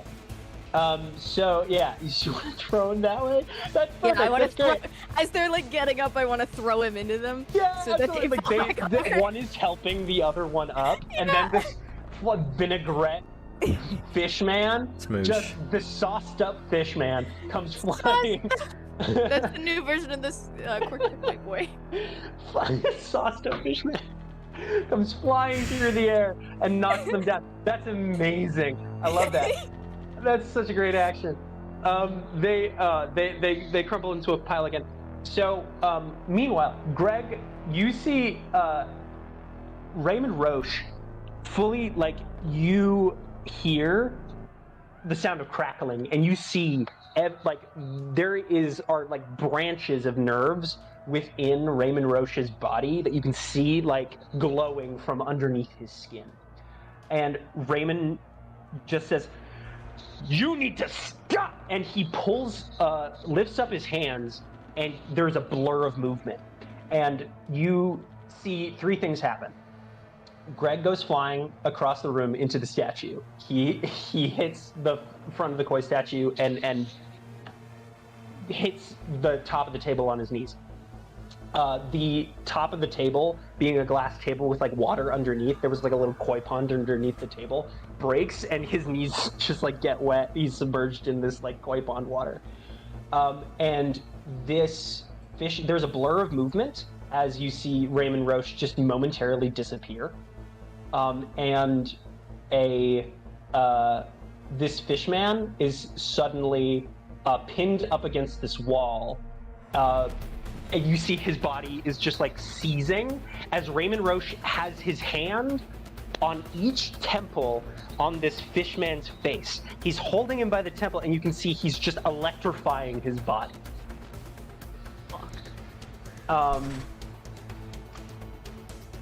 This happens.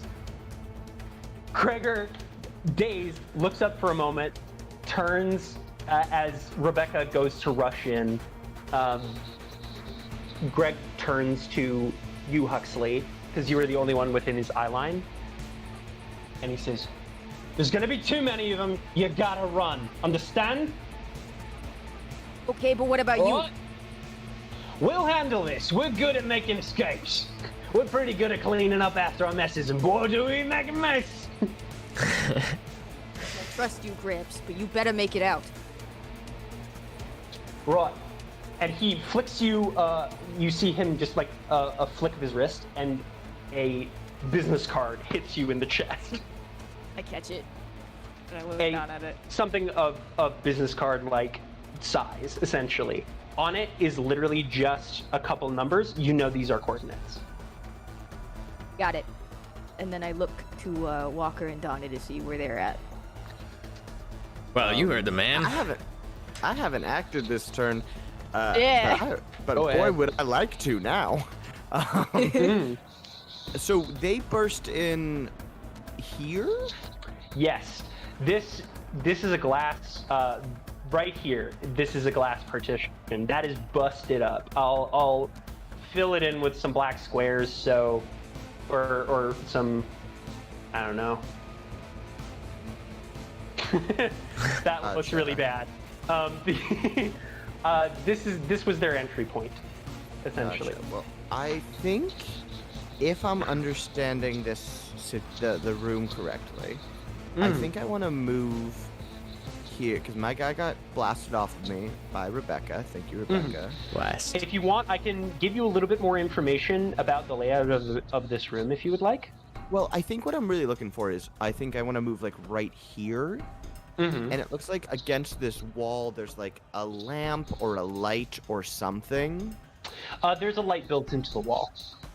Yeah, and I think I might try to smash that and drain some electricity to regain some CP. Oh, that's metal as fuck. I love it.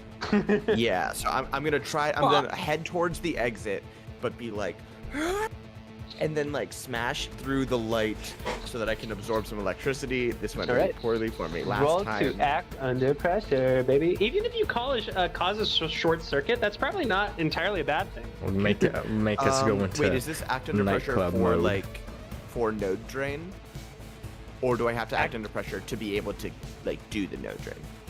I mean, sorry, you roll to act. Yeah, I'm gonna just say your roll to, if it doesn't work out, like something about the process like goes wrong, but like you have to roll plus adaptability anyway, right? Yes. Right. Okay. Roll plus Okay, so adaptability, essentially. Yes, I got a 7. You got a 7. That's a mixed success. That's great. You smash open this like light fixture, and you see like one of the fluorescent tubes on the inside. You grab it. It is electrical, and you regain 2 CP, I believe. As very similarly to Raymond, your nervous system lights up through your arm. It just like there is a visible bolt of electricity that travels through the nerve lattices in your arms all the way up your arm into your head, and your eyes just like glow for a moment. Cause like, hey, that's pretty cool, isn't it? And I have just a little bit of CP left, and I didn't even have to eat my mom to do it. Yeah, I will resolve the mixed part of that success later. Fair enough. Mm-hmm. But yeah, I mean, I think that's probably my turn. Is I go and I smash a light and regain some CP, and I feel pretty good about that. I'm booking it. Awesome. I'm getting out of here. I'm running. Right, so where are you running? for real. Because I will tell you, here's the thing. There's a broken window here. You don't know exactly what's Where outside was of I? it. Right here. There's, Uh-oh. yes, right over I'm gonna here. jump This over was the table I can't get very far anyway. This is so. where you entered. Through here is like the nightclub and like the parking garage that you went through. It was that whole long pathway. There are 2 elevator doors here. There's a room beyond this barrier here, and there is a room this way. I'm gonna run towards the shattered glass. Run towards the shattered glass. Yeah. As you approach, you see, you look outside. You are several stories up right now. You see on the ground, there's an imprint of 2 webbed footprints you can see on the ground where somebody jumped from ground level into this window. Okay. Super fishman. Fish boy. Reppin'. I want to look to see if there's any other signs of entry. Although I did use my turn to dash, so I guess there's nothing else I can do this turn. Well, I can give you a little bit more information. What can I see? Yeah, without doing a proper investigation. What else can I see? So, you know that this is a potential. Exit route. You could see from rolling to this building that there is a helipad at the top of the building. You're not entirely sure what the route to it is. You did see 2 elevators in the lobby. You don't know where they went, because you went through the giant gold doors into the club portion of the casino. You don't know what is this way. This sort of particular direction is a mystery. Also, Raymond Rosche, when he was standing up and was like, I'm going to show you what real power looks like, he started walking in the direction of this direction, like going towards this huge door with all this like cloud designs on it. Right. We have Huxley. many options here. Huxley! Yeah, Donnie, I'm standing right here. We're not gonna get out this way. We gotta find another way. Hold on. How many stories are we up? 1, 2, 3, 4. How many stories are we up? Yeah. Okay, so you 5, guys went 6, through a limo. I think 7. you guys went into a parking garage, went up several levels. So it's suffice to say that you guys are like 3 or 4 floors off of the ground. High up. A death drop distance potentially. So a lot. Not a parkourable distance easily. You know what I mean? A lot longer than the rope on my grappling hook would be. It would be hard, especially since there are people in the room that you are grappling from. You would have to rely on people not unhooking your grapple. That's true. That's true. Just out of character, there's something over there we must find, that we must unlock. I mean, here's the thing. You guys are in a situation where you're faced with a lot of enemies that are pretty high level. I will tell you from a gameplay perspective, it will be much harder to escape this place alive fighting your way out. However, there are most of the staff are in the rooms that have guests in them. Any sort of like back room characters and stuff like that would probably be lesser. Like the majority of the people in this building are out in the open places. So these rooms that you're going to, you don't have to, I would say, like, there's a high probability that you won't necessarily get ambushed by you're not going to walk in, it's going to be like the Shiver come to work day, like coffee room, where there's like 12 fishmen in there, you know what I mean? Yeah. You guys walked through the dance floor, which is where the magic happens, and the back rooms of this establishment are just corridors for people to walk through usually, as far as you know. Out of character, I think we should go see what power looks like. Definitely want to see some power. What about you, Matt? Lock it in. I mean, it seems as good an option as any. It might be a fun last thing you see. So hey. Yeah, it might be feels like pretty. our options are I also kind of want to do west. disguises. I'm also a big fan of going incognito. That's hard. Anyway, so I'm keeping track of everybody who's gone. These guys stood up because they were all prone because you guys gamed that very well. This guy's being electrocuted. Raymond Rosche took his turn. Greg hasn't taken his turn yet, but just to warn you guys, stuff. Donnie, you went. Hux, you went? Yes. Walker, you went. So it's mainly Gregor and the Fishman that can go. All right, Greg is going to rise out of this koi pond scenario and just like breaking glass. He just like jumps out of this pool and rushes to wrestle Raymond off of his accomplice here. There is a roll that will be made.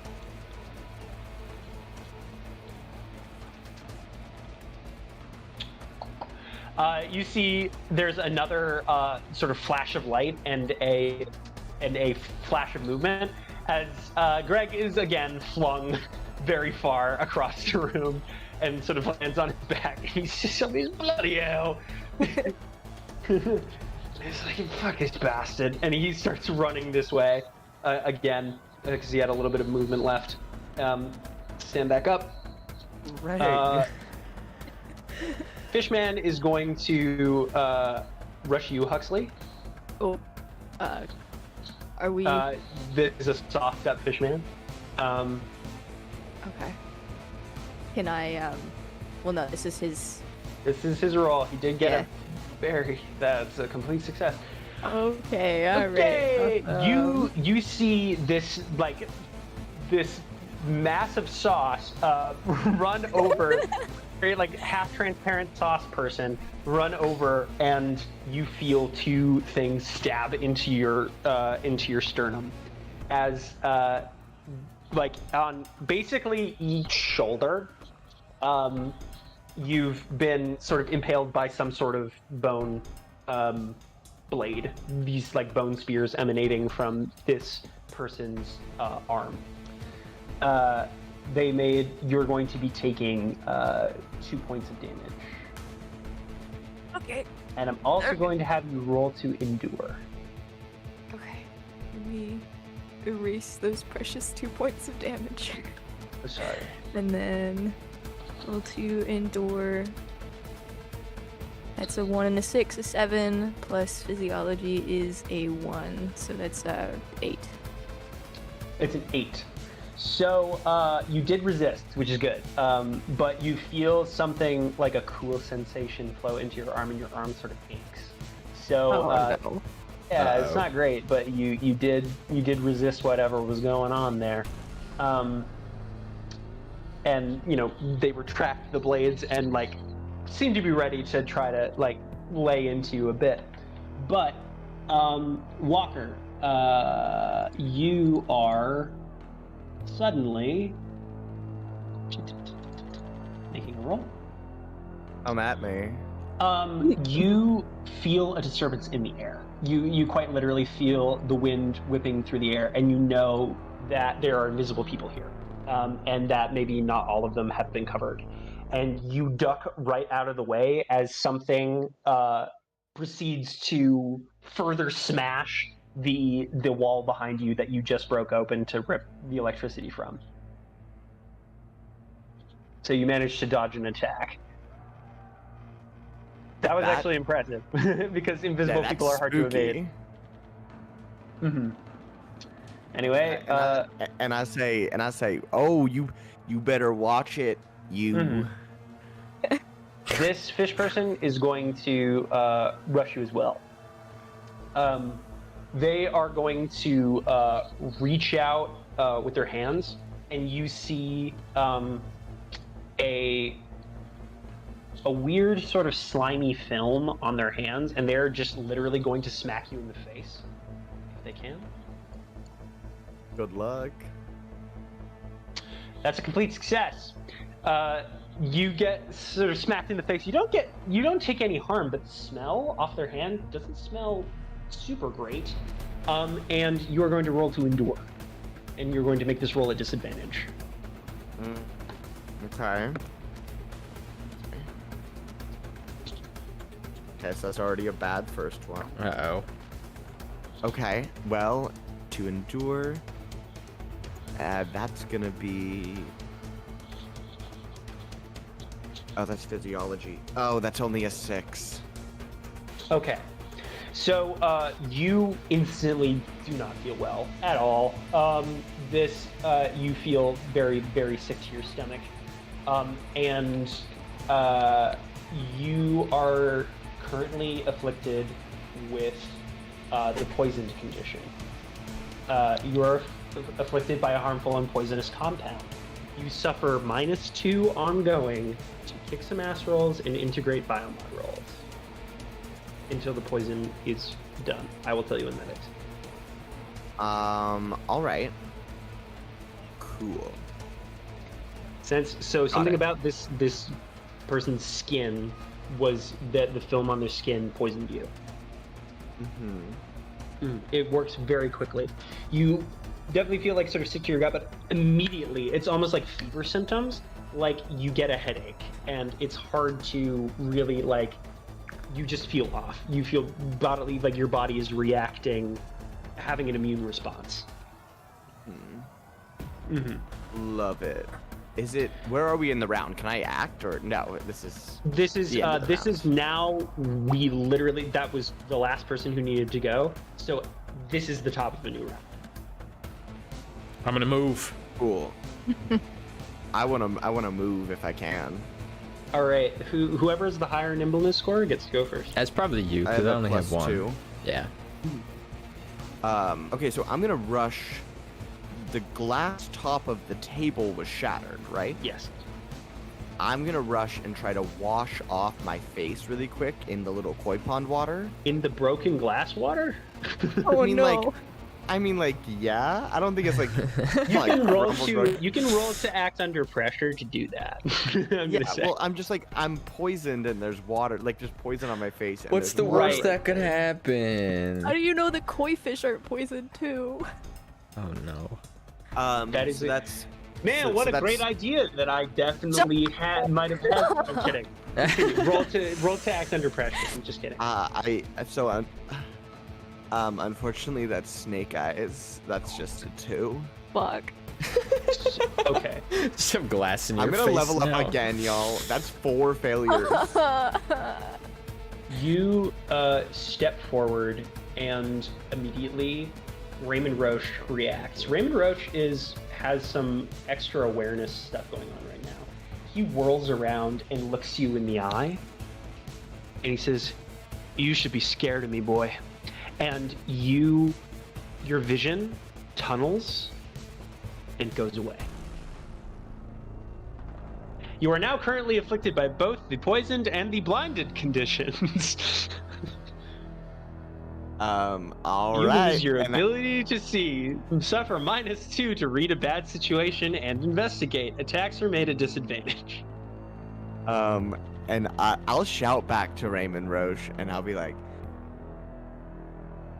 I would simply be dead in the ground before I ever feared a spineless nobody like you.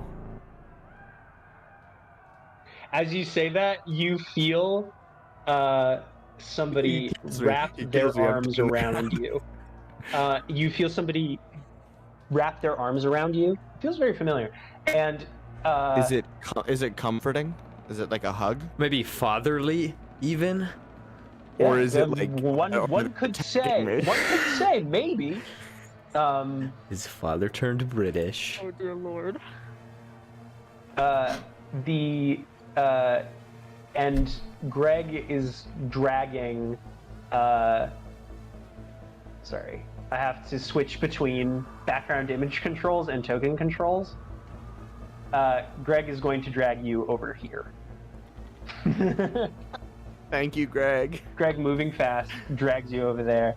And he says, I'm going to keep you alive, all right? All right. Yeah, I'd appreciate that. I whispered to Greg, it's like, I put on like a brave face back there, but I can barely see and I'm in a lot of pain. No, you showed him. You really did. You really Okay. it was- especially with everything going on. That's really badass of you, mate. That's really All right, nice. yeah. I've had some issues in the past where like my banter in battle isn't always You know, impressive. it happens. You know, it really does. It takes some that one felt practice. good. We'll practice. That one felt It'll good. be great. All right. Where's the exit? He stands you up and he says, well, I entered through the side. Don't really know. Good luck. Alrighty, And well, he breaks away from I guess I'm fully blind. I guess I will just use the last little bit of my movement to just head in the direction that Greg had taken me, just like this way. Right. I will have you on. Roll do. Hold on. Oh no. Read a bad situation. Investigate. You're gonna be rolling to read a bad situation to determine your best way out. This is gonna go really bad. You just might go a different way than Don't you you expect. already? Don't you have disadvantage? Do you have disadvantage and -2? He has disadvantage on attack rolls, and also -2 on attack rolls. You have -2 on both physiology and intelligence-related rolls. So right now I'm rolling to read a bad situation. And integrate biomass. So yes, you're rolling And to read a bad I- situation. I rolled 6. I have a +1, but I have a -2 from being blind, so that's a 5, which is a failure. You get to mark experience again, though. I just leveled up for the second time this session. Absolutely. Hell yeah. Whoa. Folks, some of you might have to use these. You have 5 luck points. Yeah. I don't know if all of you, how many luck points have been used, but I've used 1 so far. I still have use all them to 5. stay alive if necessary. If you think something might be life or death, that's a good excuse to use a luck point. Anyway, just, something about, I know that they're a very limited resource and you might not want to do that. However, this is one of you guys are in a very bad situation. So, Raymond Rosche, after blinding you for a moment, is going to take the rest of his turns. Hold on. Rolling noises. Okay, there is another blur of movement as Raymond Rosche vanishes. It's just like an absolute blur. This is a lot, and a couple things happen. Rebecca gets suplexed into this table. Just absolutely, you see Rebecca get swept off of her feet and is just slam dunked onto the broken glass. You see some blood pooling in the water. You also see this fishman that was being electrocuted is just like shaking it off, and you see him like rearing up again, and then you just see you see 2 impacts as he's knocked against the wall again. And Raymond Rosche just reappears in that same spot. These people are gonna go. So Rebecca is going to climb up onto this table and just takes a moment with her earpiece, and she says, "We need a way out." And you hear a distant rumble, and it seems like you can hear it outside of the building, but positionally, like through how it reverberates through the building, you can tell it's coming from above you. Okay. Sounds like we got a chopper. Large, loud, sort of rhythmic noise. Can I go? Yes. Okay. I would like to throw a flashbang in the little saucy fishman's face. Which one? The one I'm right next to. Throw a flashbang Yeah. in his face. Yep. Coolio. And then- So that's your reusable flashbang? Yes. So you essentially open it and it goes off in your hand. Yeah. It's like a Roman candle. Essentially. Okay. So it goes up. So all the people within the eye line of that, what's the area on that again? It is 2 area. It's loud. It's incapacitating and it's So throwable. 2 squares out, a 2 square radius around you is affected, which is actually Okay. quite a large radius. Yeah. As you can see. It does affect this one, and it applies, the person has to roll to endure. Hold on. Since it's point blank, they're going to be rolling a disadvantage, I'm going to say. That makes sense. Yeah. Although it doesn't really matter, because they first rolled a failure. So you see, there's sort of a glitch that happens in front of you, like flickering of a TV screen. This person comes in full color. Okay. There's this sort of like very fishmanoid person here with like these bone spears sticking out of its arm. It seems to have some sort of like hole in the end of the bone, like a fang. You know what I mean? Yeah. Yeah, I get you. And then I want to take my movement and I want to go.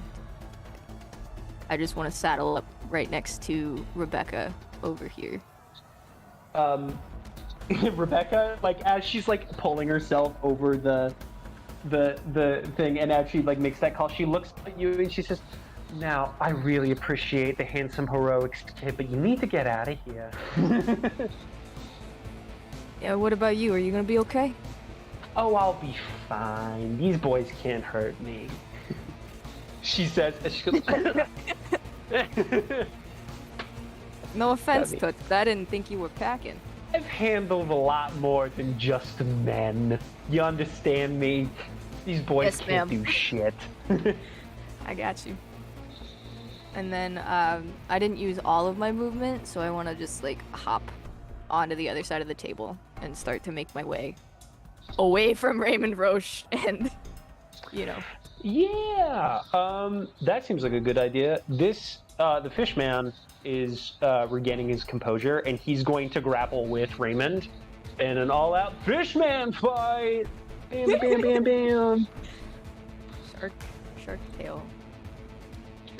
So they tussle for a bit, and there's like you hear like the crackling in Raymond Roche's like nerves in his arms as you see them like recruiting all the muscle fibers in his body to like help subdue this beast.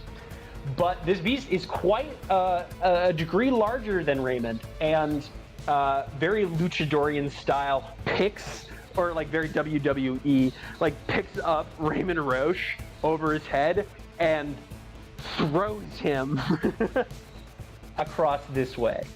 Let's go, Fishman! Raymond Rosche twists around in the air and lands on his feet.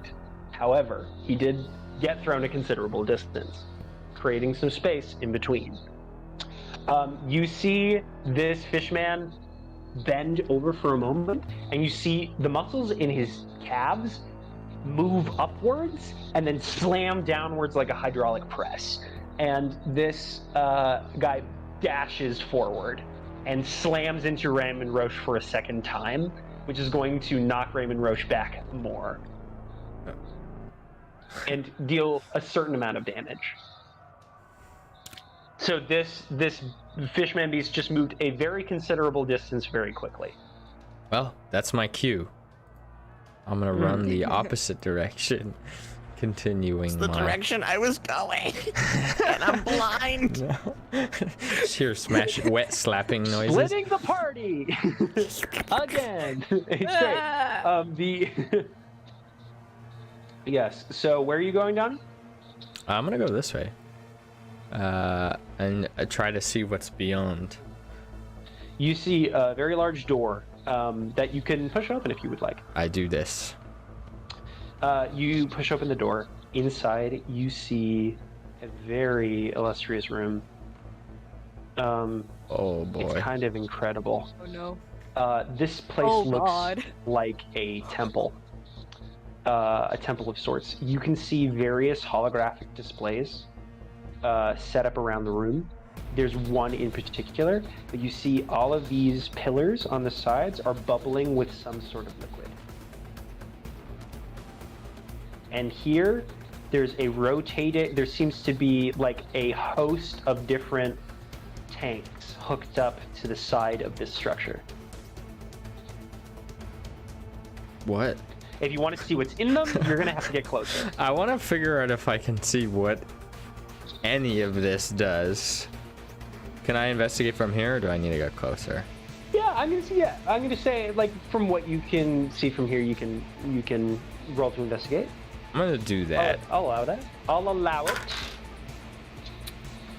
That is a 4 + 3, 7. A mixed success. You make out a shape from within one of the tubes across the room. You make out just the shape of something, like from the side profile, you can see a brain, or what looks like the silhouette of one, and some sort of long column attached to it, and a bunch of tubes hooked up to it.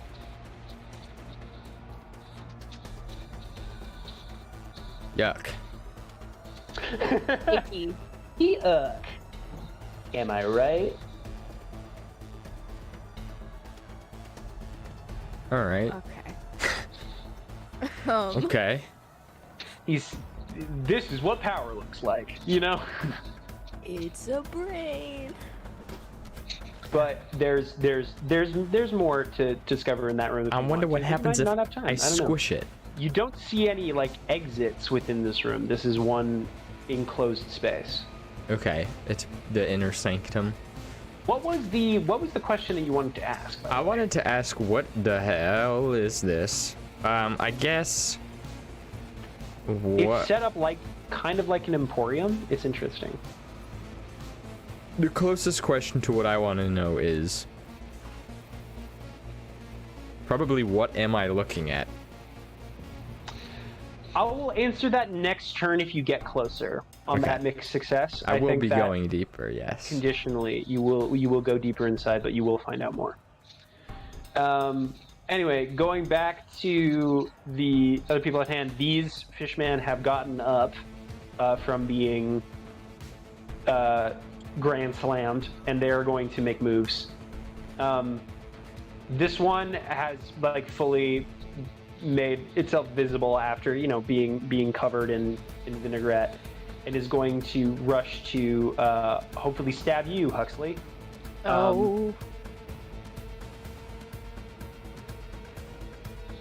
And is going to fail because Rebecca just pistol whips it. Pistol whips this guy. Yes, Rebecca. His head just goes straight into the side of the table, and he flaps over for a second. Dead fish. She's like, "No, you don't. Fuck you." The rest of these acolytes are going to, in a very V-like formation, are going to back him up, and are going to lay on hands, but in a bad way. Oh no. Okay. So one grabs Rebecca by the throat, and you see this material on its skin. You see the veins in Rebecca's neck start to darken, and you also get touched as this guy grabs your arm, and you feel this like cold sensation. You are going to roll to endure with disadvantage, but you are also going to get an opportunity to attack them back because that was a mixed success. They rolled a 9. So do you want me? I'll roll to endure first. Mm-hmm. At disadvantage. Disadvantage. Do I have to roll twice? Roll twice and take the lower of the two. Okay. So that was a 7, and that is 4 and 2 is a 6. So it's a 6 plus Physiology. 1 is also 7. Or You just yeah. barely made it. You feel these toxins are working their way into your body. I think that you are somewhat photosynthetic now. Yeah. You have this like green hair and stuff that you can like you eat sunlight and all this Yep. stuff. And I think that No. makes you a little bit more resistant to these more botanical poisons. I think Mm-hmm. that are being these poisonous compounds, since plants naturally are can have these sorts of poisons in them. So you've managed to resist them up until now. Larger doses, it's unsure, but you're okay right now. How are you going to attack back? I'm using the flashbang again because there's 3 of these That's guys a in my box. lot of people. Also, Yeah. Rebecca's there, but Yeah. that's the other thing. The one thing I forgot to do with the last time you used it, and we're not because I missed it. It's gonna be fine. You're setting a flashbang off close to your own head, Yeah. so you also have to roll to endure the effects as well. Yeah. Okay. Right. I'm thinking it's worth the risk, and I'm Go ahead. gonna take it again. So, roll for the flashbang is gonna be a 5 and a 1, so that's 6. I don't have to add anything to that, so it's 6. Okay. And then to endure for the flashbang is also a 6, but then it's gonna be plus 1/7. All right. So, sorry. What did you get a 6 for again? The 6 by itself is for the flashbang, Yes. and then Okay. to endure is a 7. To endure is a 7. So the flashbang, you let the flashbang go off. The force of the pop as the sonic component of the flashbang goes off. It's a flash and a bang. You drop it, and it drops into a pool of water. And you know that's not good. But you did resist the actual flashbang effect. So did Rebecca. Bad news is this one also did. The center. But these two stumble and fall over. Yay! Mhm. 2 out of 3. But the net return is pretty good, but you may have just lost your flashbang. Yeah. Or at least it might be inoperable for a little while. Chuck it in rice, see what happens. Don't actually do that. Don't. Any phone technician will tell you don't put your phone in rice. Yeah. It's not good for your phone. Anyway, this has been a BioJacked PSA. Yes, so that was you. Reacting to the. Those fishmen went. Those fishmen went. I'm trying to keep track of so many people around is always hard, because I should have a list, but I do believe. Walker, you have not gone this round. But I can't. I'm so sorry. I have been also trying to keep track. I can't remember if I haven't gone this round or I went very first this round. I think the fish slapping happened at the very beginning, at the top. Raymond and Fishman. Right. Raymond and Fishman. So is it my I still have to act in this round? Awesome. Yes. You have to read a bad situation if you want to move. Okay, so in what is maybe a very inadvisable I've made a choice. So I leveled up. Yes. I'm blind, I'm poisoned. Mhm. But a thought occurred to me that I still have all of my senses, I still have my mind. Mhm. So, I chose with my level up to enhance my mind link ability. Oh boy. And in theory, Oh heavens. Donnie is on the new frequency, and I can flip back to the old frequency that we had with Raymond Rosche and use my frequency shock ability. Absolutely. So for frequency shock, you do it and people have to roll to endure, right? Yes, he rolls to endure, and on a 9 or below, he's discombobulated and deafened for 3 rounds. It does raise the AP cost of it, so I am now at 22 of 22 of my AP. God. If you go any over, Oh baby. Yeah. Like No, South I know what Vienna. happens. Oh, okay. I'm gonna get this one sliced from me as soon as I can, but right now Oh my I have a God. way to attack Raymond Roche's mind. So, you tune into this frequency, and you let loose. More than just Raymond Rosche is affected. Yes. All of the fishmen, excluding the allied ones, Let's Excluding, go. yeah, double excluding over, fishermen. except for Raymond Rosche, who rolled a complete success. You know what? Fine. I'll still take that. Like that's All- still good. That's still solid. There is a Holy high, shit. like a screamingly high frequency that you can all like sort of barely make out, but these fishmen all collectively gurgle and scream, clutching their ears as they start to bleed, and they fall to the ground, discombobulated, Oh, shit. and all this stuff. Raymond simply shakes his head, hits the side of his temple, and he's like, "Gonna have to change that frequency." Oh, okay. So I guess that did not work on Raymond. I guess I want But to it read was about that effective. situation. Yes, I guess I want to try to run away from him, but I can't see. you heard his voice. Yes. So yeah, roll to read a bad situation. You -2 from that. So it's -2, but I get a Yes. +1, and that's Hmm, another so it's time when I -1. rolled so I rolled a 6, which brings me to 5. So it's another failure. That is a failure. You're getting what- so I'm going- much experience. How much? What's your know. movement score? 5. I'm going to control your character. 1, 2, 3, Uh-oh. 5. You hit the wall. You feel the wall as you come up against it. Oh, awesome. Okay. Failing forward. Hey, wall. Maybe I this will isn't say- entirely where you intended to go, but you wound up somewhere. I definitely so, went somewhere. Awesome. Huxley also leveled up. Ooh. Huxley leveled up. So Huxley, you can take an improvement or an evolution from your list mid combat. This is true. Like an evolution of a biomod or an improvement of Basically, my under your on stats? your playbook, Yeah. there's a on the third page. There's a section called advancements, Mhm. and on it, towards the bottom, is when you level up. You can choose a bunch of different things. You can choose a trait from the freelancer playbook, which are freelancer traits specific to the class. You can choose to evolve one of your biomods, or you can increase your health or CP or etc.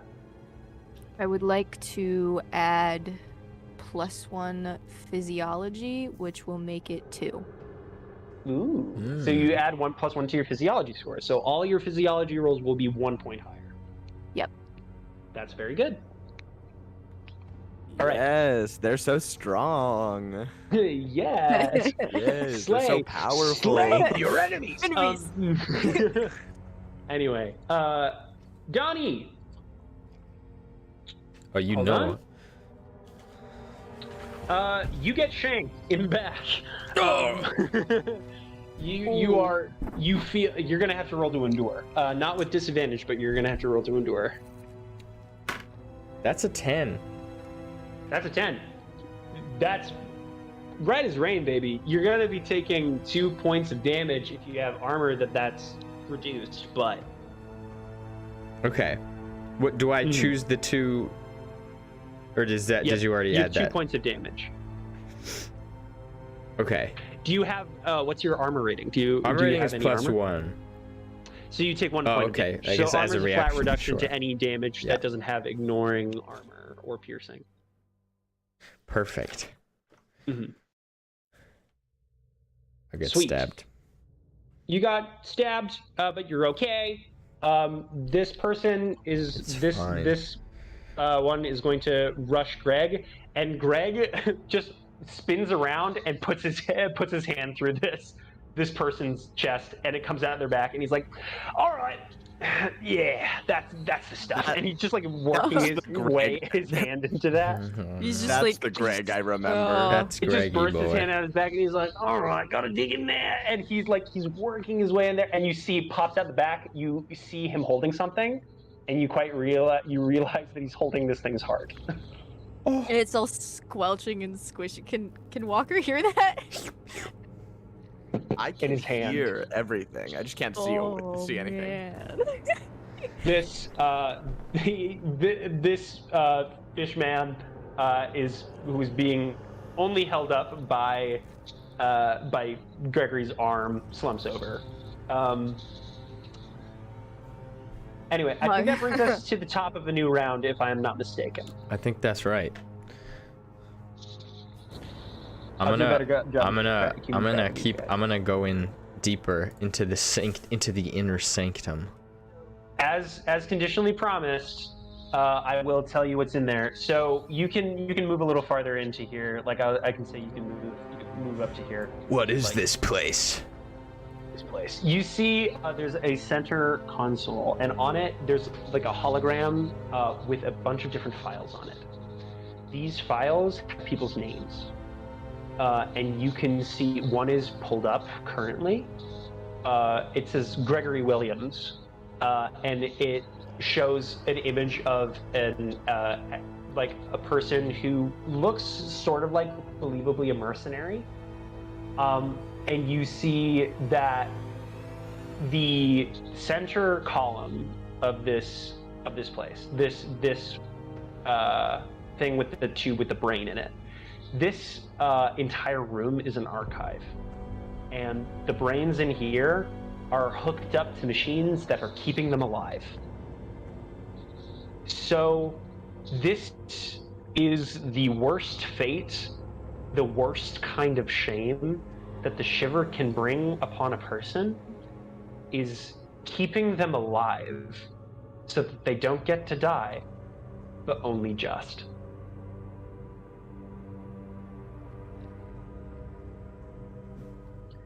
This is what Rosche does to his enemies. The fuck? He's that brain is being kept alive in that tank, being able to think and possibly feel to a certain extent, using fake organs, whatever thing that they're floating in, and he's not allowing them to die. And You should eat it. that was absolutely put them out of their misery. No, Well, it just makes you wonder. This casino serves a lot of food. So what? There are many names though, or how many names are on? You said there are columns of names. Yeah, you could see this is one file of many files that you could scroll through if you walked up to this console here, which has the hologram.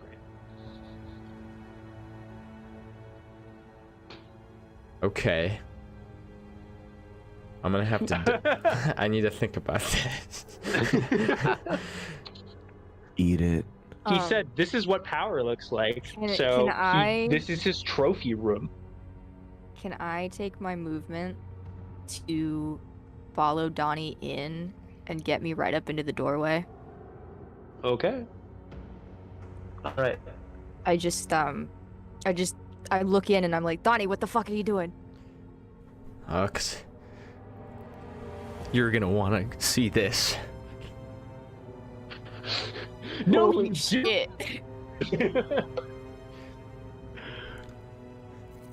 Oh boy. These are. You stumbled across something big. This is what he was talking about. Mm-hmm. This is power. Mm-hmm. From the other room, Greg is going to toss the body aside. He cracks his neck. He's like, he says, Walker, you hear coming from from behind you, since you're walking away from Greg.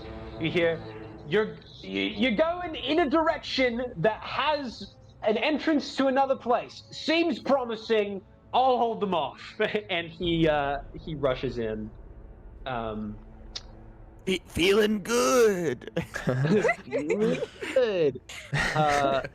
Rebecca is going to stand, take something out of her. She has like a little purse clamped to her side. She takes something out of her purse and just like sprays it in a wide arc in front of her and covers her mouth. These 3 agents fall to the ground. They are Let's go, Rebecca. unconscious. Greg starts sparring with this souped up fishman, and is going to make a roll. Is going to fail that roll. So Greg is like, now I've been warmed up, and he like starts making like clawed swipes at this figure, and the fishman is going to parry all of these blows. And like nick him a couple times, but only shallow cuts. The big macho fishman, that is your friend, is going to look around, let out a roar, and just breathe in and breathe out, and there is a burst of air within the room. Like there's a bit of a shock wave. And Raymond Rosche is going to get pushed back further. He's single-handedly pushing Raymond Rosche back with a absolutely like a blunderbuss of air. As you see, Raymond Rosche is starting to sustain some damage. Raymond Rosche is going to go. I'd like to go first in case he attacks me and just try to run down that hall. Like, just like following the wall, keep going the way Your that Gregor nimbleness said score to has go. not been affected. So what's your nimbleness score again? A +2. +2. We're going to flip a coin. Woo. It's Take like a that side. who's faster, Michael Phelps, tails. You got it. Nice. Oh my god. Never heads. It's not Never always heads. Never heads. And we have a Let's head. go. We have a heads denier. I think it is always heads, though. Yeah, so Still I'm head? gonna in my try opinion. to yeah, what I'm gonna try to do is just move down this hallway. Roll to read about situation. Okay, and it's a -1 to this overall. Mm-hmm. Please, please, please. That's an 8. That's an 8. It's a mixed success. Finally. Here's what I'm gonna do. As this gust of air gets blown through the room, since you weren't like aware of where it was coming from, you get knocked around by it a little bit. You get knocked forward a little bit, and you just keep running, and you find yourself in a new place. You find yourself Awesome. walking through a pair of doors, Hi, Walker. and your walking is only your run is only stopped by your head making contact with something resonant and metal. Oh, okay. Kung. Oh, all right. All right.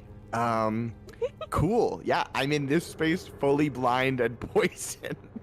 You bump into something like a large, maybe brass structure, and No chance it's electric, right? no. Unfortunately, that statue that you bumped into is not electric. Okay.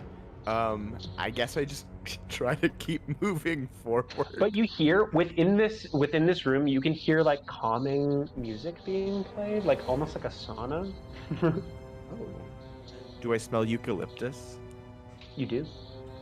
Of course I do. Mhm. It all makes sense. I would love now. to. I would love to, and I don't think this is like within the scope of my electrocytes, but I would love to try to like, cause I'm blind, just try to like sense any electricity, like any big points of electricity around me. Because you're touching upon another biomod called electroreception, Oh. where you will be okay. able to sense electric fields. However, what I will allow is you can roll to act under pressure if you want to try to feel around for anything electronic. I would like that very much. Go for it. Ooh. Okay, wait. Act under pressure, and I that bel- is. yes. Yeah, act under pressure. You don't get minus to those rolls, which is nice. Yeah. Cool. So that's gonna be a 9. A 9. Great. So you start wandering around, and you find yourself wrapping your hand around a light bulb. Ooh. You crush the Love light bulb it. in your hand, Mm-hmm. and instantly, like somebody turning on a light switch, your vision is back. Oh, well, that's fantastic. You are in an office, presumably, Okay. possibly Raymond Rosche's office, and you hear the sounds of helicopter planes. In this room, Oh. you can see a couple things. You can see a desk with a computer. You can see an elevator here. This is the doorway that you came through. There's a meeting table, and there's a little bit of blood right here on the floor, heading towards that elevator. A little bit of blood where? Sorry. By the elevator. Okay. Ooh. Okay. Good to know. And But the helicopter also- is out the windows? What? The helicopter is out the window? No, you don't see it out the window from where you are, especially, but you do hear it coming from still above you in the building. But you do see an elevator. Okay. Mm-hmm. Cool. And there's no chance you would let me node drain from that light bulb, would you? Oh, I will call that because you rolled to act under pressure. That was plus adaptability. I'll call that you get 2 CP. Okay, cool. That's definitely my turn, but feels like a good turn. Nice. Great. Awesome. Back in the room, Raymond Rosche is losing control of the situation. Raymond Rosche, his eyes glow a steely blue, and he makes eye contact with this beast, and you see a zap go over their head, and you see it look around because it has now been blinded as well. Raymond Rosche seems to have some sort of power that allows him to turn off people's sight remotely. Raymond Rosche strides up to this creature, and he says, "Poor thing. Poor thing, kiddo. You know, your occipital lobe is back here, but it's surprisingly easy to tickle if you know exactly where to shoot." And he winds up and he punches this beast, who goes staggering towards this wall here. It's going to take some harm. So Raymond Rosche is able to turn off people's occipital lobes through some sort of electrical field. Huxley? Yeah. I can still see all this happening because I haven't actually gone in the room yet. I'm assuming. Right. Yeah. So I'm looking at it, and I'm like, Donnie, we gotta fucking go. Huxley, go. There's nothing more we can do here. You're coming with me, bud. Yeah, Let's go. I'll be right. He's a journalist. I'll be right behind you. Go, come on, Huxley. For a We don't have fucking time. second. We Let's don't have time to mess around. I'll be right behind you. Trust me. Donnie, with the extra movement that I gave you to get in, I'll also give you to get out, so you can make it out in one movement. Okay. I will say. Could you do that? I'll do that. I'm being a little bit liberal with that because this is a very large map. Okay. So, I haven't taken my action yet. Can I use that to dash? Yeah, go ahead. Okay. Do I have to roll for that? No. No? Okay. How far Unless does that... something was in your way, you know? Yeah. How far does that take me? Double your movement. 1, 2, 3, 4, 5, 6, 7, 8, 9, 10. So I'm gonna stay as low as I can and stay kind of below the table line, just so that I don't draw attention to myself. That's as far as I'm getting on that. Greg and Rebecca are, after pulling themselves up from the table here, Greg has been sparring with this fish man. They're going to go at each other again real quick.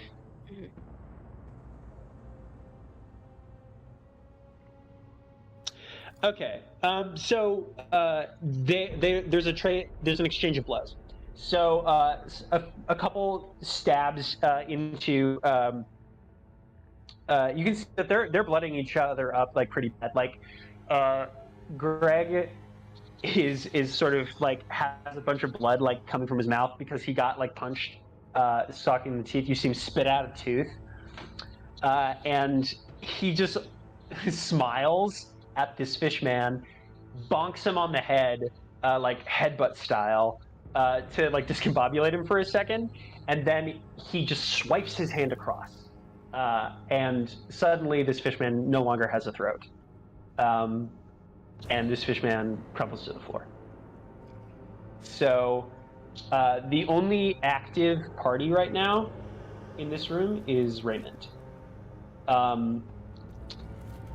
Greg takes a look at the scene around him and perks up. Y'all in this room hear footsteps emanating from this hallway over here. He looks over at the fishman. He says, he whistles. I can't whistle. Shit. He says, Arby's! And says, exit plan! And this fishman angles himself towards Greg, gets down into a runner's stance, and takes a sprint, and starts running over. He picks Greg up, who in turn, you see there's a blur of movement as Rebecca runs over to you, Donnie, and this fishman goes and in its other arm picks up you, Huxley. And you all go barreling out the window. Wahoo! Where's Walker? Walker is in Walker. another room. No, not you, Donnie. Oh, fuck. You're with Rebecca. I thought we had just jumped out. Rebecca runs over to you, and it's just gonna be like, we gotta go catch up with Walker. He went that way. Sounds like a plan. We gotta go catch up with Walker. Sorry, my voice got a little strange for a second. Hey, that happens. It's bad It's in really battle. hard In the to heat keep of track battle. of what everybody sounds like all the Anything time. can happen. All right, nobody has time for that shit. Hey, Walker. Walker, can you hear me? Walker. Hold on, let me switch frequencies. Meanwhile, Hux is like kicking and screaming at this fish thing to put him down. Hey, Walker. We gotta go get Walker! You're currently flying through the air, like falling from a great height. Walker, come in. Walker, you there? Oh crap, Donnie. Okay, yeah, back to our there we other are. frequency. Hey, how you doing? Good. Roche can hear us on this one. Back to our other one. Oh, hey, Rosche. Fuck you, Roche. Fuck off. And then I'll switch back to our other one that we had established. Okay. Mm-hmm. I'm gonna just book it actually with Rebecca. I'm in some sort of office. I don't know where I am because I was fully blind when I got here. Is there a way but out? There's an elevator down. Call it. It's gonna take a minute. Yeah, absolutely. And I'm gonna try to rush over to that elevator. Mm-hmm. All right. You rush over to that elevator. I'll allow it. Yeah, that's just within my range Mhm. if I dash. The door opens. You can see a half-cleaned pile of blood on the ground. And looking at the buttons on the wall, you can see two. There's one going up and one going down. The one going down has some blood on it. You know that the helicopter's above you. I mean, like I'm gonna hold the door and wait for Donnie. Right. But that is the information that you get from being in the elevator. Yeah. I mean, okay, so it seems like bloody is down and helicopter means escape is up. Mm. It would mean certain death if I went down looking for my mom right now, right? I'm asking more like hypothetically. I don't expect a real answer from you, but like I don't know. Yeah, I mean, here's the thing. Going deeper, you don't know if there's a certain exit if you went down. You know that there's a certain exit if you go up. That's it. how far away is Donnie? A considerable distance, and also Raymond Rosche is sort of in the way. Mm. But you don't. I'm not sure if you knew that, but you know that Raymond Rosche is still in that room and probably wouldn't let Donnie just leave.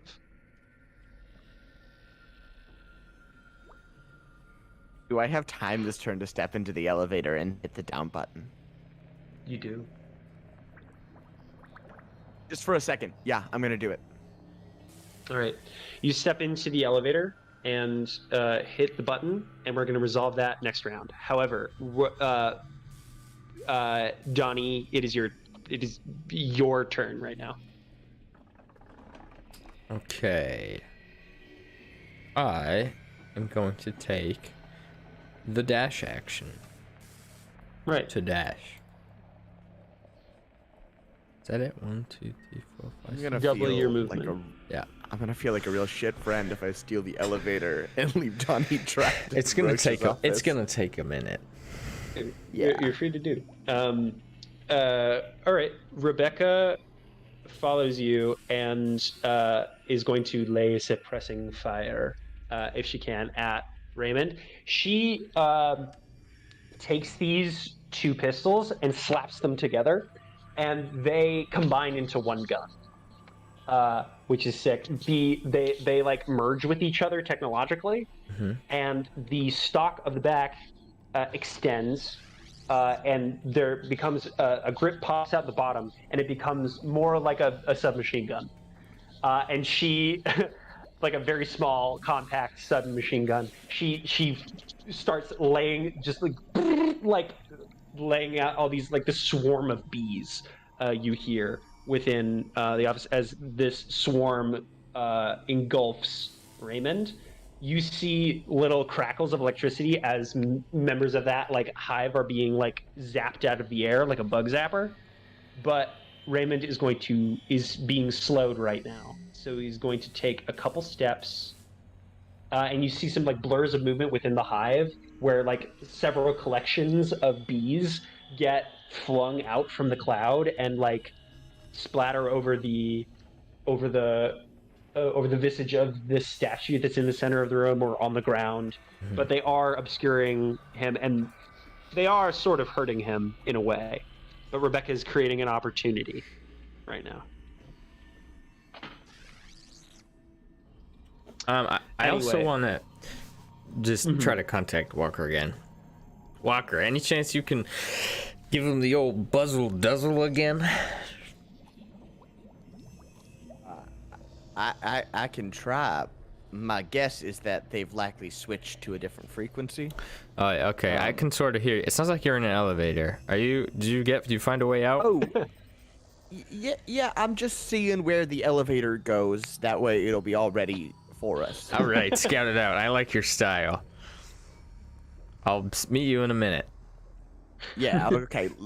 Yeah. I mean, At let the me know when elevator. you're like approaching the office. That we're and then gonna I'll be leave sure to in. come. And then I'll be sure to come back up. Sounds like a plan. We come back up.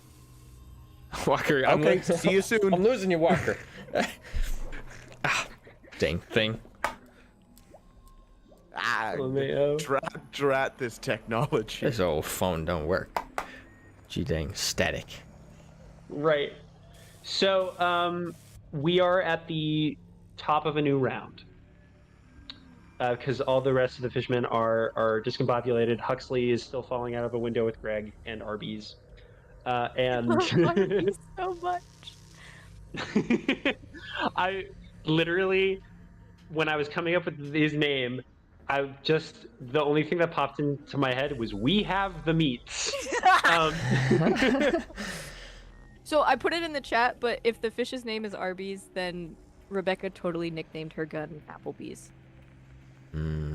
Oh, fuck. That's so much better than anything I could have come up with ever. That's great. Okay, Walker, you go down this elevator. I do. And you wind up in a room. Oh. You exit. An elevator door opens. You see 2 fishmen, sort of heavily armed. They are both equipped with, you can see they are equipped with firearms they're carrying. One of them has a shotgun strapped over his back. Both of them have 2 sidearms on either side of their body. And they all seem to, these particular fishmen seem to have holes. The venting biomod seems to be very apparent from what you can see. They are not facing you. They are currently facing 2 people strapped to chairs. You can see right here a beaten and gagged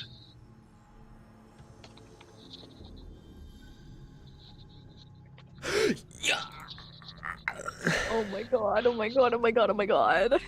Bonnie and Chondria. Cool. Bonnie is missing an arm. Chondria is missing a leg.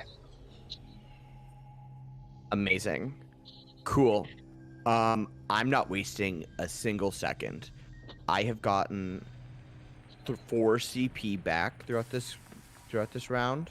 Yeah. And I'm just a reminder, you can, even if you don't have CP, you can choose to use biomods anyway. You're going to start to suffer levels of exhaustion. Hmm. You can overexert yourself and burn your body's natural resources that aren't supposed to be burned. But you will start to suffer levels of exhaustion. I will remind you. I'm gonna activate my brainstorm biomod, which takes an action. Right. But it gives me a bonus action for 3 rounds, so I have another one this round. Yes. You say these guys both... the moment you exit this elevator and see this, fight or flight kicks in, and immediately time slows. Your perception of time speeds up. It's close. I want to get to this guy, and I'd like to try to stab him with my Viper blade. Right, because they haven't seen you, you're going to get advantage. Awesome, because but I'm rolling with disadvantage because I'm still poisoned? Yes, you are still poisoned, so it cancels out, you just roll regularly. Okay, is that the poisoned condition, or was that the blind condition? It was poisoned. Wait, hold on. No, I just have -2. So I still roll with advantage, but roll with advantage, but you have -2. Okay, that's better. Great. Okay, awesome. Here we go. Kick some ass with my Viper blade. Cool. So the worst one... Oh, the better one was... Wait, but I get to add things to this still. Haha. Wait, oh, this is totally going to succeed. Okay, no, this is good. Sorry, I have so much stuff open. I've been doing so much research into biomods and stuff. Okay, so that is an 8 + 1 - 2 comes out to 7. Okay, yeah, that's great. Mixed success.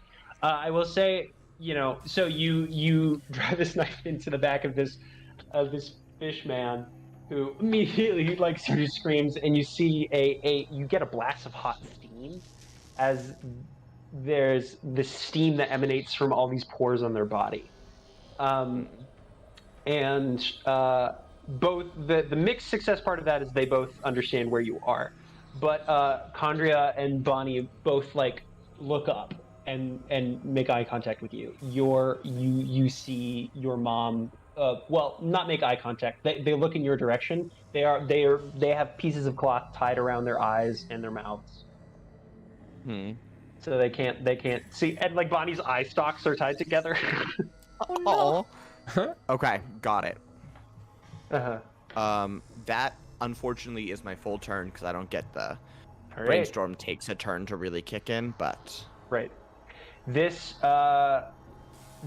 mercenary is going to go that you are fighting. They are going to roll to kick some ass. That is a mixed success. They are going to whip out one of their sidearms and take a shot at your hip level, just firing as fast as they can pull it out. So firing at hip level at you. You're going, but what comes out is a bullet that, when it drives into you, it crackles with electrical force. Unfortunately, you have electrocytes. Yeah, so that's going to be So half damage. that's going to be half damage. Yes. So yeah, you are going to be taking 2 points of damage. Okay. From this bullet as it sort of like hits you. If you wanted, it would take a burning of one of your actions, but you could try to absorb the electricity from the bullet itself if you want. I want to conserve that action. I think. Right. That, yeah. Thank you. No problem. But I will let you know that you can do it. Do I get to do damage to him again on his mixed success kicks some ass? Yes. Cool. That'll be another 3 with my vibroblade then. Oh man, you're cutting him up good. He's definitely bloodied, but not dead. Okay. This fishman's going to take the shotgun off his back and rush forward. And he puts the shotgun up to you and he says, "Don't move." I don't know what you think you're doing here, but if you make one more move, I will shoot you. And I have to say, there's not many people who can survive this. He caught the shotgun. I certainly don't want to get shot in the head. Absolutely, and I do have pointed at your head, which is pretty nice. Pretty nice for me. Yeah, it's you're a pretty in a good nice position. situation for me to be in, to be honest. Yeah, I think that I'm doing a pretty good job right now. You are. You should be very proud of yourself. I'm a professional, you know? Yeah, I hope you Honestly, get paid I all the don't know money. if you know what you're doing, but you're messing with the big fish, the big kahuna. You understand? I am starting to understand. Have you heard of the more. Shiver? Because we are a very, very big and criminal organization. Yeah, my accent is starting to drift into a bit of a direction. Please do not kill this person. Please do not kill I this love fish. this. I love this people, man. My wife. My wife. Please understand, this is not personal. This is what I am hired to do. I'm to guard these fine women and make sure that they are not to be disturbed. Of course not. Of course not. No, and I would never want to do any disturbing. Well, you did just cut off my friend pretty good, so forgive me if I'm a bit presumptuous. You understand? I just don't. Yeah. I don't really want to waste any ammo. Firing this thing is expensive. It takes a couple. Sure. It takes a couple hundred credits to buy a single round. You understand? So what do you want to happen right now? You know, I hadn't really gotten that far. Honestly, I'm chill. I'm okay with staying in this situation until we can get somebody else in here. Because functionally, friend, you and I are sort of taking turns, and I don't have a turn to take, and so I want to know what I have to do to get past this one.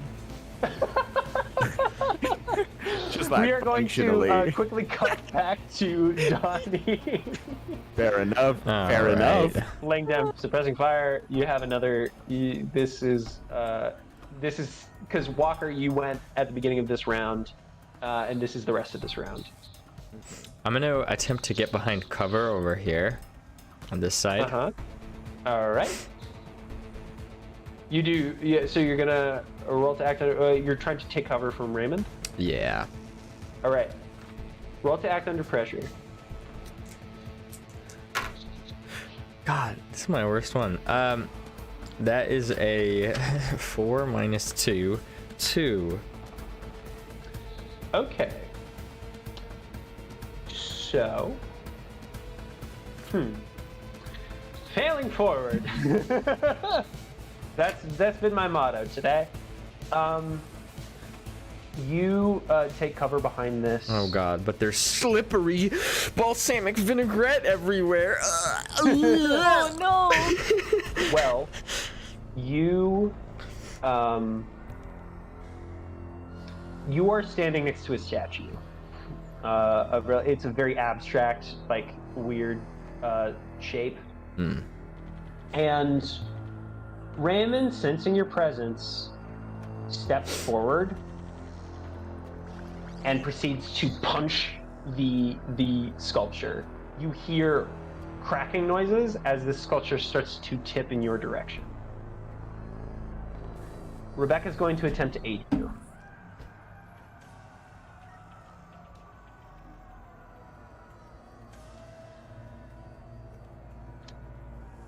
You are knocked out of the way as a several-ton statue falls to the ground. Rebecca's not so lucky.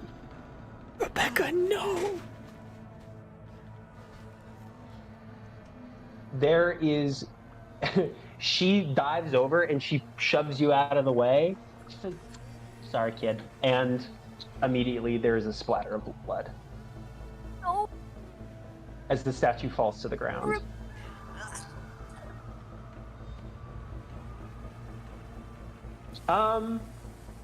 Raymond Rosche took his turn, and you took their turn, so it's the top of a new round.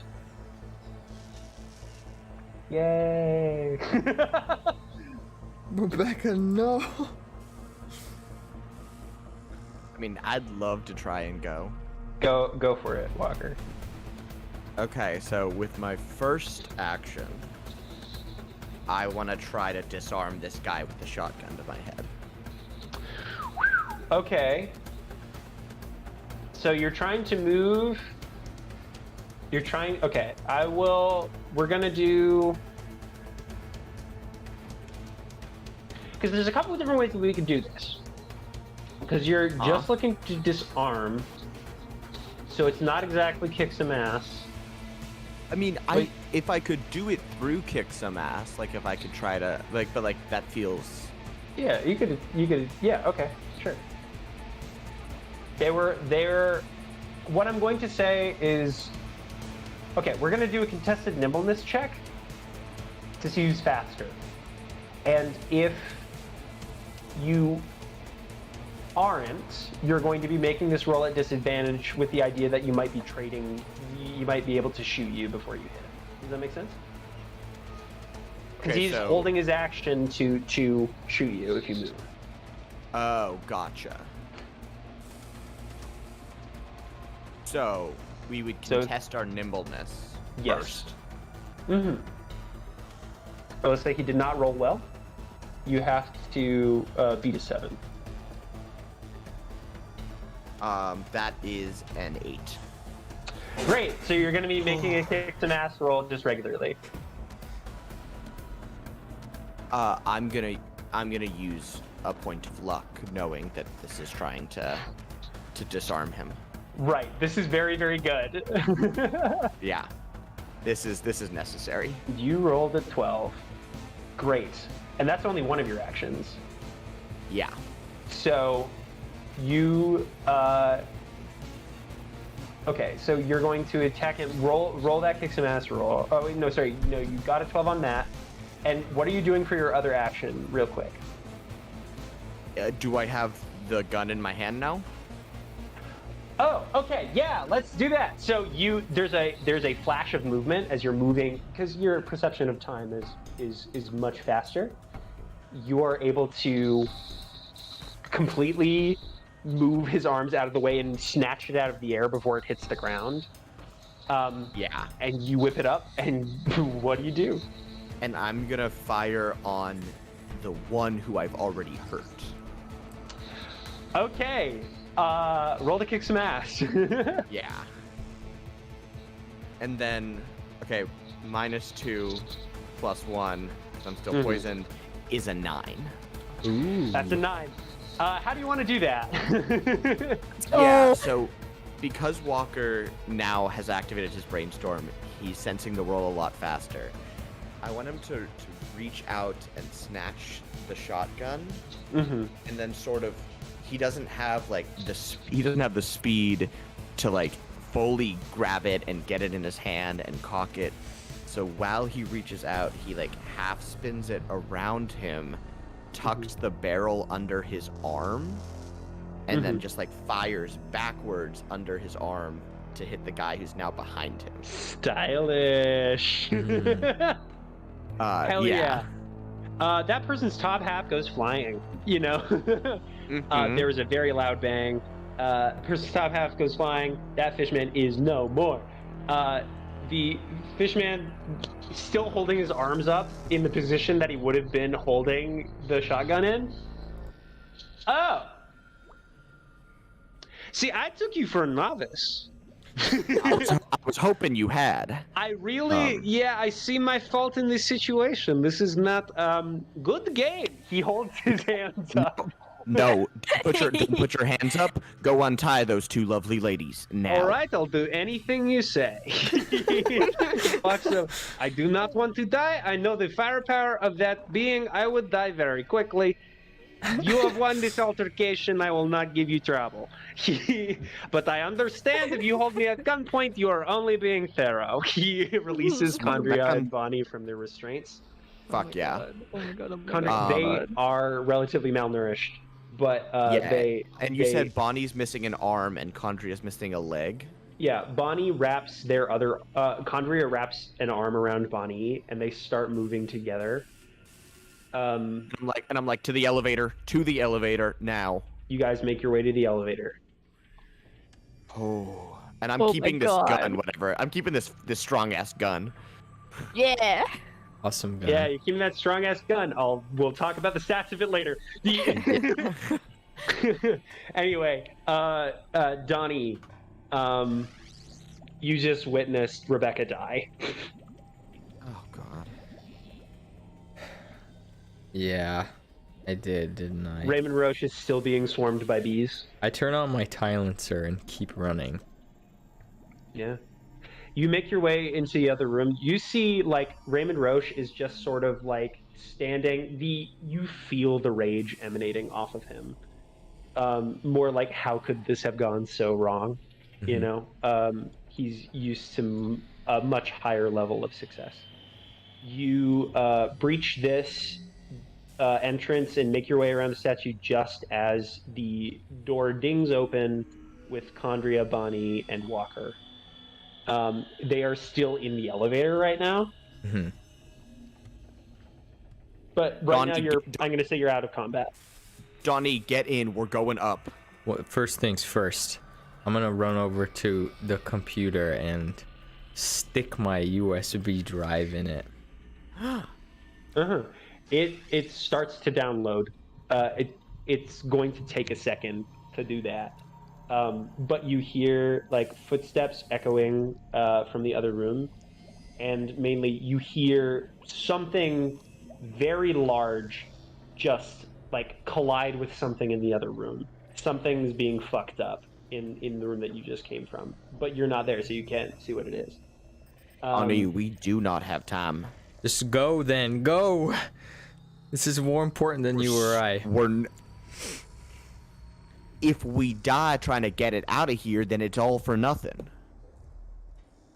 I take the computer with me. It's bolted to the desk. So, I take the desk with me. I take the desk with me. I will say. Does the desk fit in the elevator? It does. It's also a part of the floor. How hard would it be to just take the top of the desk off? You would have to roll a perfect physiology roll. I'll allow you to do that. I would have to. Donnie. 12. You have to make a 12 plus. Donnie, Or get in you the could elevator. use a luck point if you wanted No, to. I want to roll a 12. I want to roll a 12. Okay. I promise. Go for it. This could be the If big. you fail the roll, you can still use a luck point, but No, I don't want to use Oh that. It's my not that God. important. But I think it would be hilarious if I roll a 12. Well, it went off the desk. There's a 6 and a 3. It's only a Unfortunate. Are you going to be burning a luck point for this? No. I'll just take the USB and go. You don't know if it's complete, but you've gotten something off of it. And you make your way towards the elevator. You guys ride up the elevator, and at the very top floor, you come out on top. There is a helicopter over here. You guys rush to the elevator with your compatriots.